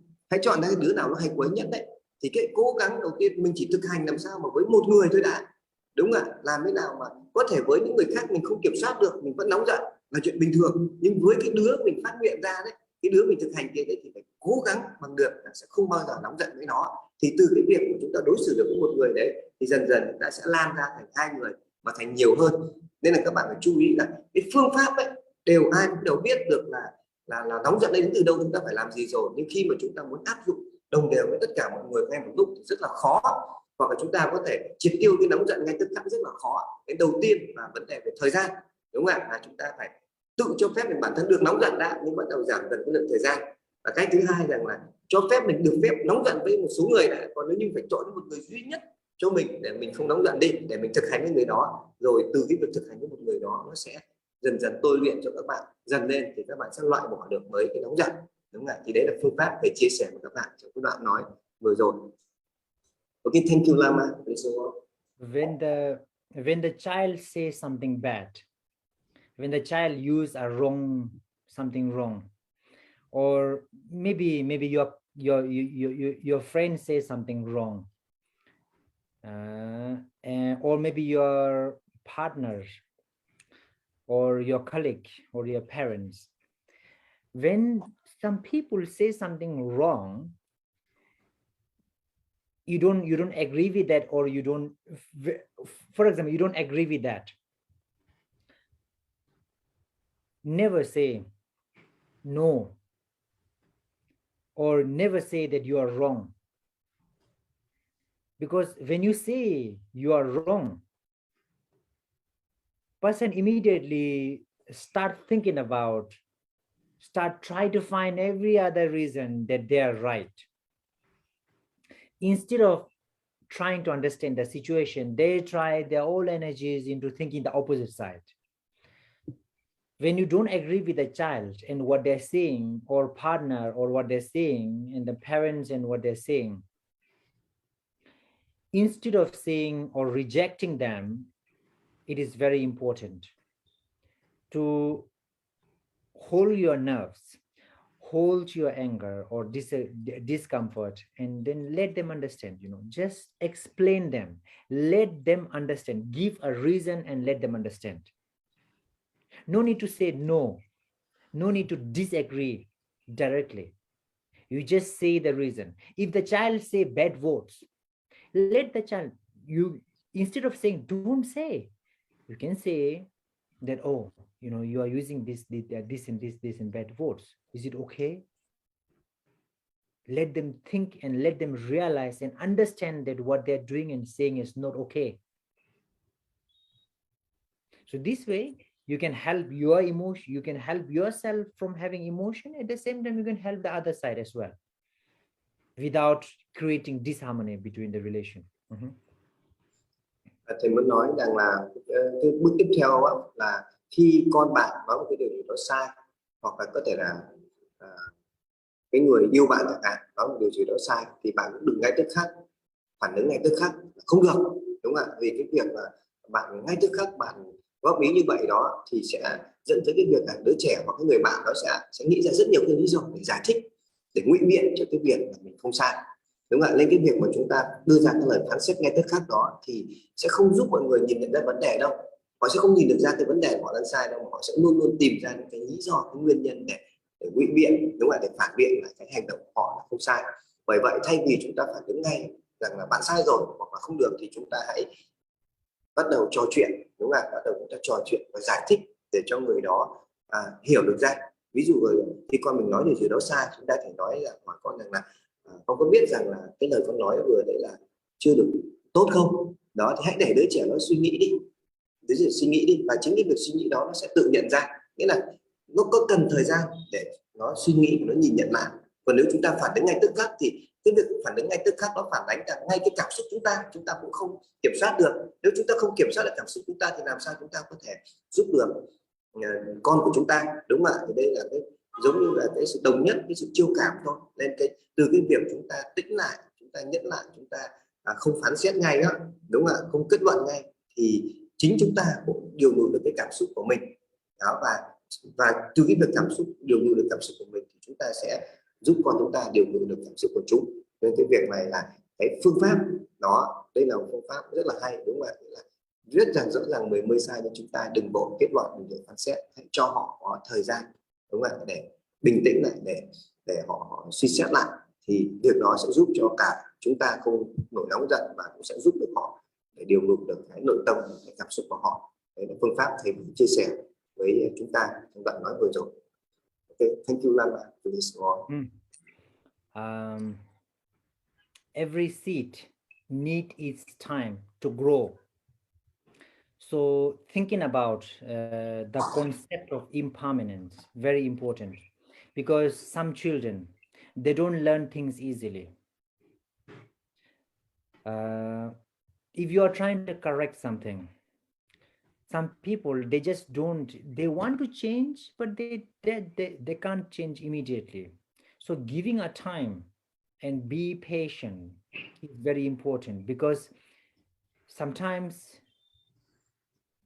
the kid want to change, or a person want to change, but it takes a time for them to learn new things and adopt with new things. So it's very important to be patient and think about the concept of impermanence, because every situation changes. So you just give your best to it and let it, change and grow into a new ways by itself. Tôi muốn đề cập đến vấn đề ở đây là cái sự kiên nhẫn và cái thời gian. Tất cả những cái hạt mầm đó thì đều cần có thời gian để nảy mầm, để lớn lên, đúng không ạ? Nên cái gì đã cần có thời gian. Nên khi chúng ta thấy con chúng ta làm được một cái không có một cái không tốt về vấn đề gì đó, thì phải hiểu rằng chúng cần có thời gian để thay đổi, đúng không ạ? Tất cả mọi việc đều cần có thời gian để thay đổi, bởi vì có những người thì làm việc này thì dễ, nhưng có những người thì rất mất nhiều thời gian mới có thể làm được nó. Hãy hiểu về là hãy cho họ, hãy kiên nhẫn, chờ đợi và cho họ thời gian. Và cũng hiểu một điều nữa về sự vô thường, rằng không có gì là mãi mãi đâu, đúng không ạ? Chỉ cần thời gian thôi, thời gian có thể thay đổi mọi thứ, đúng không ạ? Thì trong đó là có cả những cái sở trường sở đoàn, thì thầy muốn nói vậy. Thì với cái sự, với chúng ta hiểu được cái sự vô thường đó, thì chúng ta sẽ thì chúng ta sẽ đủ kiên nhẫn để chờ đợi mọi thứ nó thay đổi theo. Thì cái ý thầy muốn nhấn mạnh rằng là hãy cho mọi người và tất cả mọi người nói chung và con cái chúng ta có thời gian để chúng thay đổi, và hãy hiểu rằng tất cả mọi thứ sẽ đều thay đổi, thì đó là sự vô thường. Okay, so the last point that I would like to share is that if the problem, like you have a lot of issues in a life, everybody has a lot of issues in a life. So there are some issues in their life that cannot be changed. But while there are many issues in their life that can change. So, but the problem is that we start worrying about every issue in life. So we should not waste our energy and worry about those issues that cannot change. But we should work on those issues that can change. So stop worrying about those things that cannot be changed, because it's a waste. And there is no need to worry about those things that you can change, because worrying is a waste of energy. You just work on changing the situation. I give you an example. Suppose I just have 4 hands. Sorry, 4 fingers. Suppose I don't have thumb, okay? I just have 4 fingers. For suppose. If I keep worrying, worrying that, why I don't have thumb, how can I do this? How can I do this? Oh, people have 5, why I don't have 5? Instead of worrying, all this worry is a waste. Because you worry is gonna help you get a thumb. If you don't have it, you just don't have it. So instead of worrying that you don't have a thumb, you should think how I can use these 4 fingers to write, to hold a pen, or to cook, or to hold a spoon. Try to solve the issues and the problems that you face by not having a thumb, try to solve it and use your energy into using the what you have to bring the best out of it, instead of worrying about things that you cannot change. Try to think about those things that you can solve. If your children is not good with this, forget about this, don't worry. Just help the children to use these good qualities and try to bring the best out of it. And also with a couple, with a friend, with a family, this you can use it everywhere. Ok, thầy muốn nói về vấn đề rằng với bản thân chúng ta có những vấn đề chúng ta có thể thay đổi được, nhưng sẽ có những vấn đề chúng ta không thể thay đổi được. Và cái vấn đề là cái cốt lõi của vấn đề, gốc rễ vấn đề đây là chúng ta thường là muốn thay đổi tất cả mọi thứ. Chúng ta muốn như kiểu chúng ta lo lắng về chúng ta lại quan tâm mong đợi về tất cả các vấn đề, đúng không ạ? Thì thầy mới lấy ví dụ rằng là nếu mà làm như vậy chúng ta sẽ mất rất nhiều năng lượng và lãng phí đi thời gian chúng ta, đúng không ạ? Thầy lấy ví dụ rằng thầy chỉ có 4 ngón tay thôi, thầy không có ngón cái đi, đây là vấn đề không là bản thân bạn không thể thay đổi được, đúng không ạ? Thì nếu mà bạn chỉ cứ ngồi và nghĩ rằng ôi mình không có ngón tay cái này, mình phải làm sao bây giờ, thì bạn sẽ thấy bạn chẳng giải quyết được vấn đề gì, ngón tay không mọc ra và bạn mất đi năng lượng, mất đi thời gian, đúng không ạ? Nhưng bạn hãy dành cái thời gian đó để nghĩ rằng mình sẽ làm gì với 4 ngón tay này bây giờ, mình sẽ cầm bút như thế nào, mình sẽ viết như thế nào, mình làm mọi việc như thế nào. Thì thay vì lo lắng để thay đổi đi cái thực tế này, thì bạn hãy dành cái thời gian cho cái việc là nghĩ những cái việc hữu ích, những cái gì mà bạn có thể làm với 4 ngón tay còn lại thì nó sẽ có ích hơn. Thì cũng vậy thôi, cũng giống như kiểu cái ngón tay này như là một cái phẩm chất gì đó bạn không có, hoặc con bạn không có chẳng hạn, thì đừng có mà nghĩ quá nhiều cho cái việc là làm thế nào là phải để giúp chúng có cái phẩm chất này, và hãy dành thời gian và năng lượng để chỉ cho chúng rằng là có 4 cái phẩm chất này chúng phải làm gì để phát huy, đúng không ạ? Làm gì để tận dụng được hết nó. Thì với chỉ một cái ví dụ này thôi nhưng bạn có thể áp dụng được cho tất cả những cái mọi điều trong cuộc sống. Đừng lo về những cái thứ bạn không thể thay đổi về bản thân mình, hoặc đừng lo về những thứ bạn không thể thay đổi ở con bạn, mà hãy nhìn vào những cái thứ chúng đang có mà bạn hãy giúp chúng phát triển và phát huy. Đấy, đó là một cái đây là một cái ví dụ rất là hay của ngón tay cái. Nhớ mọi người nhớ nhé, nên nó khác với cái việc vô thường thầy vừa nói. Cái đây là những vấn đề của bản thân bạn không thể thay đổi được thôi, đúng không ạ? Đó là những cái này là sinh ra đã không có rồi thì chắc chắn chúng ta không thể thay đổi được. Ok, ok please. Và đây cũng là một cái điều cuối cùng mà thầy chia sẻ với chúng ta trong buổi ngày hôm nay. Ok please Lama. You know your situation the best. You know the situation of your child, your family, your couple the best. And others are just observers outside. So often people get affected by what other people think. The parents, sometimes the parent agree with the child, but parents think that, oh, nobody does that here, so it's not okay. What people are going to say this, people are going to say this, So we get quite affected by other people's opinion. You have to remember that whatever you do, people have some opinions. There are billions of people in this world. Even if you kill some people, there would be a lot of people who will agree with you. Even if you kill 500 people, there would be some people who like you, who fancy you. So what people think, what the opinions of the people is not something that can judge what you're doing is right or wrong, because people will anyway have some opinions anytime, whatever you do. So you should think carefully whether it's beneficial, whether it's helpful, whether it's good to do, whether it's goes with ethics and morals. So that's what you should concentrate, instead of thinking and worrying about what people think. All right, so with this we will have to conclude for today, and then really I'm happy to share this point.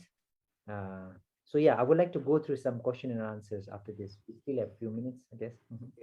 Để kết thúc trước khi phần hỏi đáp, thì muốn nói rằng là bạn hãy quan sát đi, chỉ có bạn mới hiểu được chính bạn nhất, chỉ có bạn mới hiểu được con cái và gia đình bạn nhất, và hiểu được cái người phối ngẫu với bạn nhất. Bởi vậy là một số người thì lại hay quá là bị sao nhãng, bị ảnh hưởng bởi cái suy nghĩ và ý kiến của người khác. Họ luôn luôn muốn lắng nghe và bị ảnh hưởng, tác động bởi những suy nghĩ, ý kiến của người khác. Điều đó là không nên. Và thầy muốn nói là bất kể bạn làm vấn đề gì đó, bạn có tốt với nhiều người đi chăng nữa thì sẽ có những người là không hài lòng với bạn, đúng không ạ? Hoặc là bạn có thể là không đúng với một ai đó, nhưng vẫn sẽ có những người là yêu quý bạn, hài lòng với bạn. Bởi vậy là luôn luôn nó sẽ có hai cái mặt đó sẽ xảy ra. Nên điều quan trọng rằng bạn phải tự biết quan sát chính mình, để biết suy xét rằng khi bạn làm một việc gì đó, hãy suy nghĩ cẩn thận rằng là việc này đã được chưa, việc này sẽ tạo ra được những cái lợi ích gì đó, và trong cái bối cảnh thì chỉ có mình mới hiểu được mình nhất thôi. Nên thay vì lo lắng cho những cái ý kiến suy nghĩ của người khác thì hãy tập trung, đúng không ạ? Tập trung vào cái suy nghĩ của nội tâm mình, và khi bạn tập trung thì bạn sẽ thấu hiểu và bạn sẽ đưa ra được những cái giải pháp tốt nhất cho chính mình và chính con cái và gia đình mình. Thì phần này thì muốn nhấn mạnh vào cái việc là chúng ta hãy tự tin quan sát chính mình, lắng nghe chính mình, và đừng để bị ảnh hưởng, tác động quá nhiều bởi những ý kiến ở phía bên ngoài. Sau phần này thì thầy sẽ đến cái phần hỏi đáp. Thì phần hỏi đáp chị Hồng giúp em một chút nhé. Yeah. Okay, thank you very much, Lama. So later, right now, so Miss Hong will have to translate the questions from people to you. Okay, I'm gonna take some drink. Yeah. Thank you, Lama. My heart's melting. I was just observing your energy the whole time you share your wisdom. Feel so happy. So thank you so much, and thanks. Cảm ơn translator. Thank you, translator. It has been very good for everyone. Yeah, quá tuyệt vời đúng không ạ? Cô bổ sung một chút xíu trong cái phần ý cuối cùng của thầy, cái việc mà chúng ta bị ảnh hưởng với người xung quanh á. Ý thầy nói là khi mà chúng ta muốn áp dụng những điều mà thầy nói, ví dụ như con mình nó hỗn với mình mà mình lại chọn yêu thương vô điều kiện, và mình sẽ chờ một lúc khác để mình xem cái nội tâm của con như thế nào, nội tâm của mình như thế nào, thì người xung quanh chắc chắn là nghĩ mình không biết dạy con.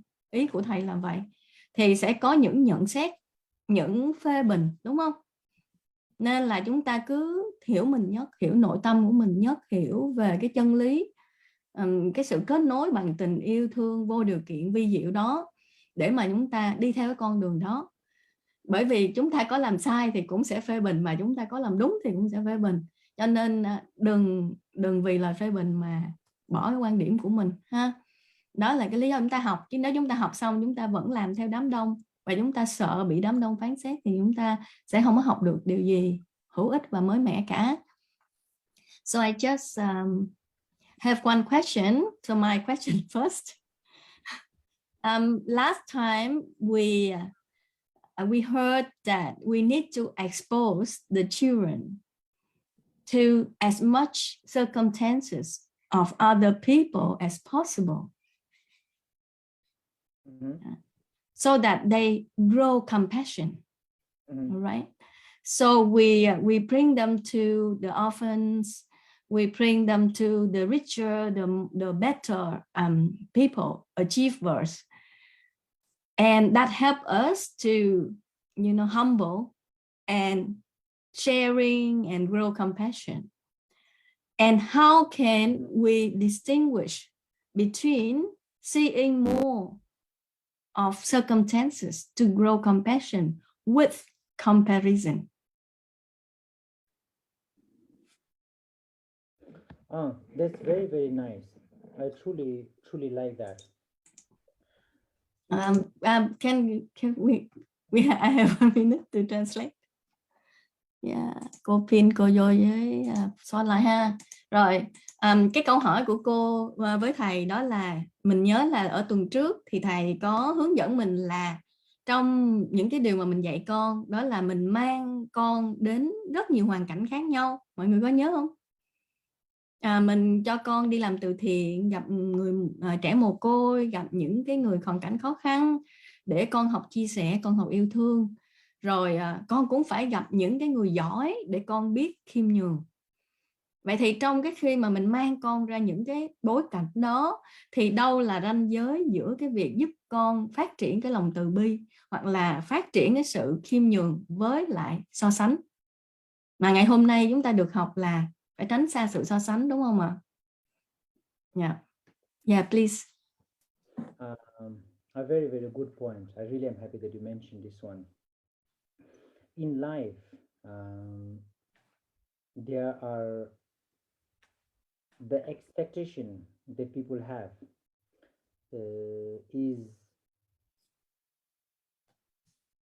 is something that it doesn't have any limit. In some Buddhist texts, it says that the greed, the expectation can even induced by the greed, and that is like drinking the seawater. You may be thirsty, but drinking seawater is not going to quench your thirst. Even if you drink the whole ocean, you still want more and more and more. So there is a very, very important to see the need, the difference between the need and the desire, the want. You can see others' qualities. You can see the qualities of others, and if they are truly something that you need, they're truly something that is good to have in your life. If it helps your values, if it helps you to improve and to be a better person, then yes, you should try your best to achieve it. So that becomes a need. But if you just let this greed and expectation go wild while you're surfing the internet or any social medias, then you see that there are different people raising their kids very, very differently, and then a lot of kids have different qualities. If you are not being careful, then you can be dragged away by want more than need, because you are not raising a hand, but you are raising a child, and then the child is another being. It's not you. What you want and what child need, and the capacity and capability of the child may not match. Yeah. So from that perspective, it is very much important to see what the child needs and what the child is capable of to perceive and to implant. And also, that is one point. From other point, to explore them with the different circumstances. The most importantly, to generate love and compassion. By telling stories and letting them see vision. It helps them to be content in life. It helps them to realize that, okay, I have much more than they have. Yeah. So they are happy with their life and what they have. Yeah, thank you. Cô dịch tóm ý thôi ha. Thì câu trả lời của thầy á là mình phải tỉnh thức để mình quan sát cái sự tham lam. Bắt đầu bằng sự tham lam. Nếu mà mình gặp nhiều cái bối cảnh á, mà mình tham lam và mình mong cầu á, thì mình mới có sự so sánh và mình nổi những cái tâm như là sân si, đố kỵ, ham muốn, giận dữ. Còn nếu mà mình hiểu được là cái lòng tham đó, nếu mà mình cho phép mình gieo nó xuống trong lòng mình đó, khi mà mình tham cái điều của một ai khác có, cái mình ganh tị, mình thấy mình phải có cái đó. Mình gặp những cái hoàn cảnh cái mình so sánh, con cũng là một sự tham lam trong lòng mình, đúng không? Nãy giờ thầy dạy. Thì nếu mà mình để mình nuôi cái cách suy nghĩ đó, thì giống như là mình uống nước biển, càng uống sẽ càng khát, và có uống hết đại dương cũng không bao giờ thỏa mãn được. Mình hết so sánh con mình phương diện này, mình lại so sánh phương diện khác, so sánh chồng, rồi mình so sánh bản thân mình, vân vân, thì lúc nào mình cũng khổ sở hết. Vậy thì mình phải tỉnh thức để mình thấy là mình có nuôi cái loại tư tưởng đó, cái loại cảm xúc đó hay không. Và thầy cũng chỉ mình là mình quan sát để mình cho bản thân mình và mình truyền đạt với con về cái gì là cần và cái gì là muốn. Mình được quyền gặp nhiều người và mình có cái sự so sánh ở đây không phải là để tăng một cái lòng tham, mà so sánh ở đây để thấy những cái phẩm chất mà mình có thể rèn luyện. Bởi vì ai cũng có cái chỗ để mà phát triển hơn, đúng không? Chứ bây giờ mình nói không có so sánh có nghĩa là thôi làm cái gì xấu cũng được, làm gì dở cũng được, không có một sự cố gắng nỗ lực. Thì mình có những cái tấm gương, những cái người truyền cảm hứng, những cái người vượt khó để mình chi, để mình phát triển bản thân. Thì con mình sẽ nhìn người khác là nhìn ở những phẩm chất mà mình có thể học hỏi ha. Rồi mình có thể chia sẻ, mình có thể yêu thương, mình học cái đó. Thì làm sao con mình học được cái đó? Thông qua mình, đúng không? Thông qua mình, thông qua cái tấm gương của mình, là mình trong cuộc sống mình phân biệt rất là rõ cái ham muốn và cái cần thiết. Và mình truyền đạt cho con rất là rõ là mình lựa chọn cái này vì cái phẩm chất gì, vì phát triển cái gì. Mình nhìn người kia cái trời ơi, mẹ thấy người kia giỏi quá, mẹ muốn có thể hát hay như cô đó, thì không phải là sự tham lam, đúng không? Mà là một cái sự nỗ lực để cho bản thân được giỏi hơn. Thì đó là cái cách mà mình làm gương. Và mình phải thấm nhuần cái này trước, mình làm gương cái này trước, rồi mình kể cho con bằng những câu chuyện như tuần trước thầy nói, stories, kể bằng câu chuyện ha, để mà nó trở thành cái gì đó thú vị, cộng với cái tấm gương của mình. Thì khi mà mình mang con ra ngoài gặp nhiều hoàn cảnh khác nhau, thì con sẽ tiếp cận những hoàn cảnh đó bằng cái tâm thế yêu thương, học hỏi, khiêm nhường, chứ không phải là cái sự so sánh. Còn nếu mà trong cuộc sống mình cứ so sánh, đố kỵ, mong cầu, và khi mình gặp người này mình về mình so sánh, mình gặp người kia mình so sánh, thì chắc chắn nếu mà mình học cái bài học kia, mình mang con mình đi gặp nhiều hoàn cảnh là nó sẽ càng so sánh ha. Thì thay vì là khiêm nhường và cố gắng học hỏi thì nó sẽ tự ti, không tự tin và không học được cái gì hết, đúng không? Mà quay trở lại vẫn là cái gì? Tấm gương của bố mẹ ha. Em xin phép chị Hồng em thêm em chia sẻ một ý của em thôi, không phải làm thêm. Em cũng áp dụng cách này là em đưa thằng cu nhà em đi đến rất nhiều nơi, về chơi violon này, tập võ này, chơi cờ này, nhưng mà đi đến đó không phải là để cho con nó so sánh, và con nó đều hỏi là làm thế nào các bạn giỏi như vậy, thì em đều chỉ nói một câu rằng là do các bạn kiên trì và nỗ lực. Nghĩa là mình thấy cho con mình thấy được rằng là tất cả các ngành nghề nào, tất cả các công việc nào để được giỏi được thì đều phải xuất phát từ sự kiên trì và nỗ lực. Thì cái mình muốn dạy con mình ở đây đó chính là kiên trì và nỗ lực, nó chính là cái gốc ra tất cả các thứ khác, chứ không phải là để em mang con em đi để em so sánh với bạn này bạn kia. Thì em cũng có một cái phân riêng về cái phương pháp em hay nói với thằng cu nhà em là như thế, để cho nó biết được cái gốc rễ của việc giỏi đó là sự kiên trì. Anh tự dịch lại cho thầy luôn rồi. No, I just want to add to share my method to teach my kids that I often bring him to many places to let him see some very talented people, but not to compare him with them. But my child asked what should he do to become that talented person? I said, all people have talent, but they all have one method, that is they have to be patient and hardworking. So hardworking and being hardworking and patient is a key to become talented people. So I just want to show him that the key, the root is being hardworking and patient, not to compare him with other kids. So thank you. Yeah. Regarding questions, we have only one question. Beside my first question, we have only one second question. Let me see if on the live stream there are some other questions. Only one question, that why we most easily upset with our closest members, closest family member. Very nice question.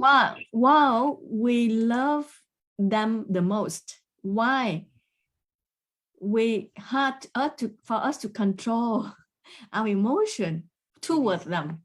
Yes, it is true that often many cases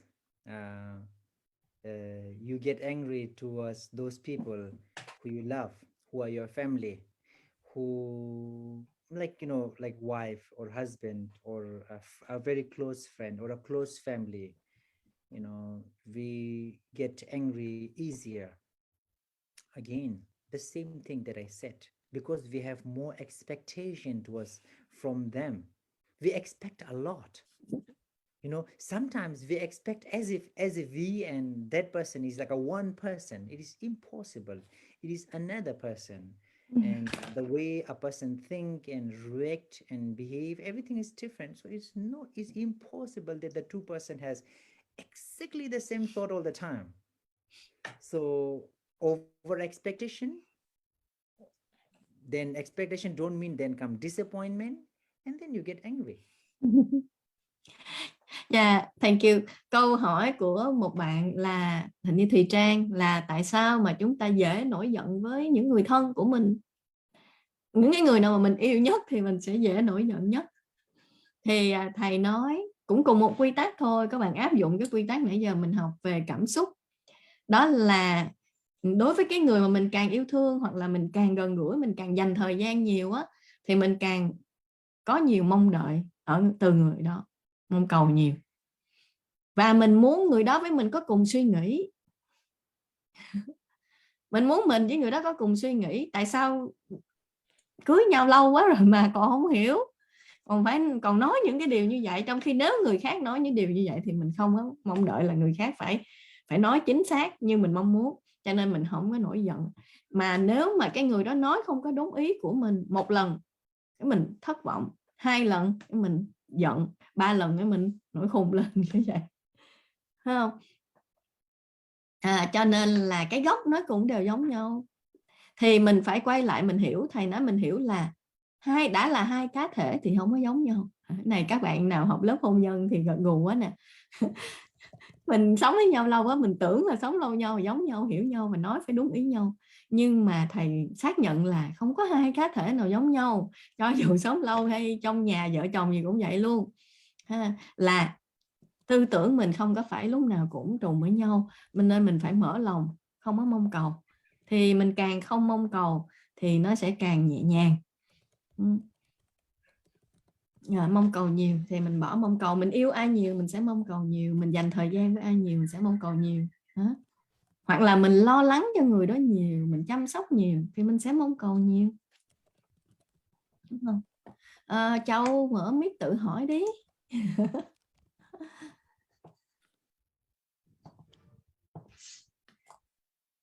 Dear respected Lama, I'm so happy to see you here again. And I'm so grateful for your teaching today. I have one question. I'm now on the journey of learning to manage my negative emotions, trying to learn to tame my anger, but I'm not really good at it yet. So I want to ask, if the anger manifests in me, what should I do? Like, what should I do to deal with that? The first and easiest thing that I would say to get rid of the anger or to control the anger, it's easy to say than to put into practice, but few ways I can say quickly. One way, it's true that, you know, pretty much everyone, almost everyone has some anger issues, more or less. It is in the mind, you know, when the condition arises, it activates. So this is not just 1 or 2%, but pretty much everyone has some seed of that. It is just that it has some condition of like water and then it activates. So logical thing, you can say, try not to, even if you get angry, try not to let it appear in your verbal or physical action. You cannot control all of a sudden, but as I said earlier, choose one person, work hard, think that, okay, this person is what I'm going to choose, target, maybe the most difficult one. Then try to do that, just focus on one person and try, promise, make a commitment that I will never show any anger with my physical speech or this and that. So that is one of the easy way. And then this can be really effective. And then to reduce the anger, before if you're angry for like 15 minutes, then 10 minutes, 5 minutes, 2 minutes, 1 second, like that, as I said before. Another thing, think about again and again, think about disadvantage of being angry. Think about it again and again. And also think about advantage of not getting angry. So this can be really, really, really helpful. The reason why I say these 2 points is because these 2 points you can go with any kind of anger, because anger has many kinds, many reasons. So maybe in future we will have one class just for anger. Yeah, thank you. Câu hỏi của Châu là nếu mà mình đã nổi giận lên rồi thì làm sao? Mình nên làm cái gì khi mà nó đã hiện lên? Thì nghe lại quyến bài ngày hôm nay thầy nói nhiều lắm nên thầy cũng nhắc lại cái điều thầy nói khi nãy. Thầy nhắc lại 2 điểm, nhưng mà cô nhớ nãy thầy nói 3 điểm, lận tí nữa cô nhắc thêm điểm nữa. Thầy nói thứ nhất đó là mình phải thực hành. Tại vì ví dụ như mình nổi giận xong rồi mình nói những cái lời mà mình không muốn nói, xong mình hối tiếc, thì lần sau mình lại nhủ lòng là ôi lần sau tôi không vậy nữa, nhưng mà lần sau mình lại vậy nữa. Mình không có quản lý khi nó đã trỗi lên được, mà mình chỉ cố là lúc đó hy vọng là không nói những điều quá tổn thương, không nói những điều làm những việc quá hối tiếc vậy thôi. Nhưng mà nó đã chạy ra rồi, giống như cái lời nói nó đã chạy ra, không chụp lại được rồi. Nên là mình không phải chờ đến lúc đó rồi mình cứ cố kiểm soát lúc đó, mà vì vậy mình phải kiểm soát mỗi ngày, mình phải học mỗi ngày, bằng cách là thầy đưa cho mình cái bài rất dễ, bằng cách chọn cái người khó nhất, chọn cái người mà mình hay đi nhất. Nãy cô nói nghe thầy nói chọn một người, cô nghĩ chọn người mà dễ thương không có gì luyện.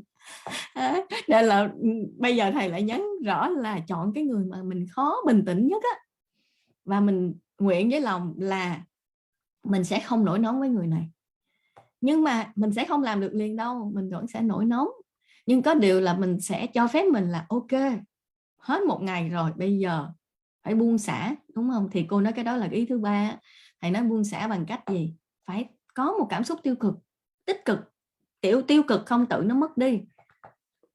Mình không đuổi được cái tiêu cực đi, mà mình phải mang ánh sáng vào nơi tối tăm á. Khi nãy thầy Phù Vân Tử có dịch đó, nhớ không? Là mang một cái cảm xúc đối nghịch là một cái giá trị tích cực, và mình làm cái giá trị tích cực đó. Khi mà hết cái thời hạn đó, tôi cho phép tôi giận một ngày, nhưng mà giờ tôi chưa hết giận, tôi cũng sẽ nói lời yêu thương, tôi cũng sẽ nói lời nhã nhặn, tôi làm cái hành động đó bắt buộc, cái kỷ luật đó. Xong rồi về sau mình giảm xuống là 5 tiếng đồng hồ thôi. Sau 5 tiếng đồng hồ bắt buộc làm cái hành động tích cực, chọn một cái hành động tích cực để hóa giải. Rồi sau đó mình 1 tiếng đồng hồ, sau đó 30 phút, cuối cùng còn 2 giây. Và chỉ với một người đó thôi. Còn lúc mình đang còn nổi giận với những người khác thì mình cũng chấp nhận hết đó. Rồi khi mà mình làm được với một người rồi thì tự nhiên cái năng lực đó mình có, thì nó sẽ hiện lên ở những mối quan hệ khác, ở những tình huống khác. Cái điểm thứ 2 đó là mỗi khi mà mình áy náy về một cái lần mà mình lỡ giận và lỡ lời, lỡ hành động, thì mình phải ghim nó vô thiệt là kỹ.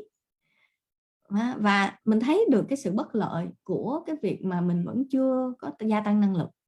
Rồi mình phải ghim cái lúc mà lợi thế khi mà mình ghim được á, mình thấy nó có lợi như thế nào, nó giữ được cái mối quan hệ như thế nào, thì mình ghim cái ghi nhớ đó lại và mình nhớ trong lòng, nhưng mà kiểu nhủ lòng như đó chưa có đủ, mà phải rèn luyện mỗi ngày. Và các bố mẹ Việt Hoa thì cười, tại vì là trong Việt Hoa các công cụ giáo án cá nhân để mà ngày nào cũng thực hành bằng một cái giá trị sống tích cực ha. Ví dụ như là cái giá trị sống, cái điểm thứ 3 mà cô nhắc đó, đó là mang ánh sáng vào nơi bóng tối. Đó là cách rèn luyện ha. Bằng một cái positive emotion is like light to counter a negative emotion. Yeah, that's the third point that one of the things you mentioned earlier. Yeah, so I just added that point. Very nice. Yep. Và thầy nói là riêng cái sự nổi giận của mình á, mình nhìn bề ngoài là cái sự nổi giận thôi, mà thường khi nào mình nhận ra sự nổi giận, khi mà mình phải có tạo cái gì đó mà mình thấy tác hại mình mới thấy nhận ra. Còn nếu không mình sẽ thấy mình nổi giận rất hợp lý, chưa chắc mình đã nhận ra đâu. Đúng không mọi người, đúng không? Mình giận là có lý á. Nhưng mà thật sự thì đằng sau cái nổi giận đó thầy nói nó rất là phức tạp. Nó cũng không phải là một loại cảm xúc đơn thuần, mà nó có thể là dưới nhiều hình tướng, mà cái sự biểu hiện của rất là nhiều những cái gì đó ở trong tâm trí của mình. Mình nói nó chỉ là cái bề ngoài, đúng không? Còn cái gốc ở trong tâm trí đó thì có thể mình có một nguyên buổi riêng học về cái sự giận dữ này nó hiện ra từ đâu trong tâm trí của mình. Mọi người chịu không? Thả tim. So we will have one whole session for anger. Yeah. That'll be nice. Yes, anger is a total different world, and it would be nice to go through some points regarding anger. Yeah. Và hồi nãy thầy có nói là ai cũng nổi giận hết á, không có ai là không nổi giận đâu, chắc thầy cũng có nổi giận mà, ai cũng có nổi giận. Nhưng mà chỉ có điều là cái hạt giống đó nó sẽ bùng lên khi mà mình nuôi nó, cho nên là nếu mình hạn chế nuôi nó đi thì nó cũng nhỏ nhỏ thôi. Mình quan sát được nó, mình làm chủ được nó khi nó nhỏ nhỏ. Còn nếu mà mình còn tưới tắm nó thêm nữa thì nó càng mất kiểm soát, bùng nổ, đúng không? Yeah. So can we take that topic for next week or thầy Mạnh nghĩ sao? Lần sau mình lên nói tiếp về anger để cho mình đi đến tận cùng thì sẽ tốt hơn. Em nghĩ như vậy. So can we study more about anger to understand and to tame our mind on this topic? Next week, are you free the same time?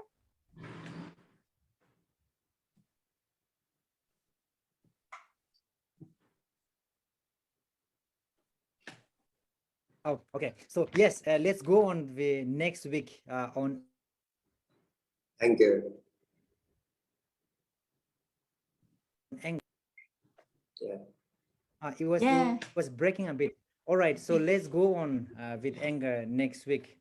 It sounds interesting. Yeah, rất tuyệt vời. Ngày hôm nay mình có một cái sự cộng hưởng vô cùng đáng yêu, đúng không mọi người? Yeah. Bây giờ cô mở mic để mọi người cảm ơn thầy ha. Rồi mình tạm biệt nhau và mình hẹn gặp nhau tuần sau. So we say thank you to you. Thank you. Thank you very much. And we see you next week. Thank you. Thank you so much. See you again next week. All right. Yeah. Thank you so much. Thank you. I love you. Bye bye cả nhà mình nha. Bye bye. See Cảm you ơn again. thầy Mạnh đã dịch cho mình ngày hôm nay rất tuyệt vời. Cảm ơn nhiều ạ. Tôi đang suy nghĩ là trời ơi, sếp Thành chỉ cần thở thôi mà nhờ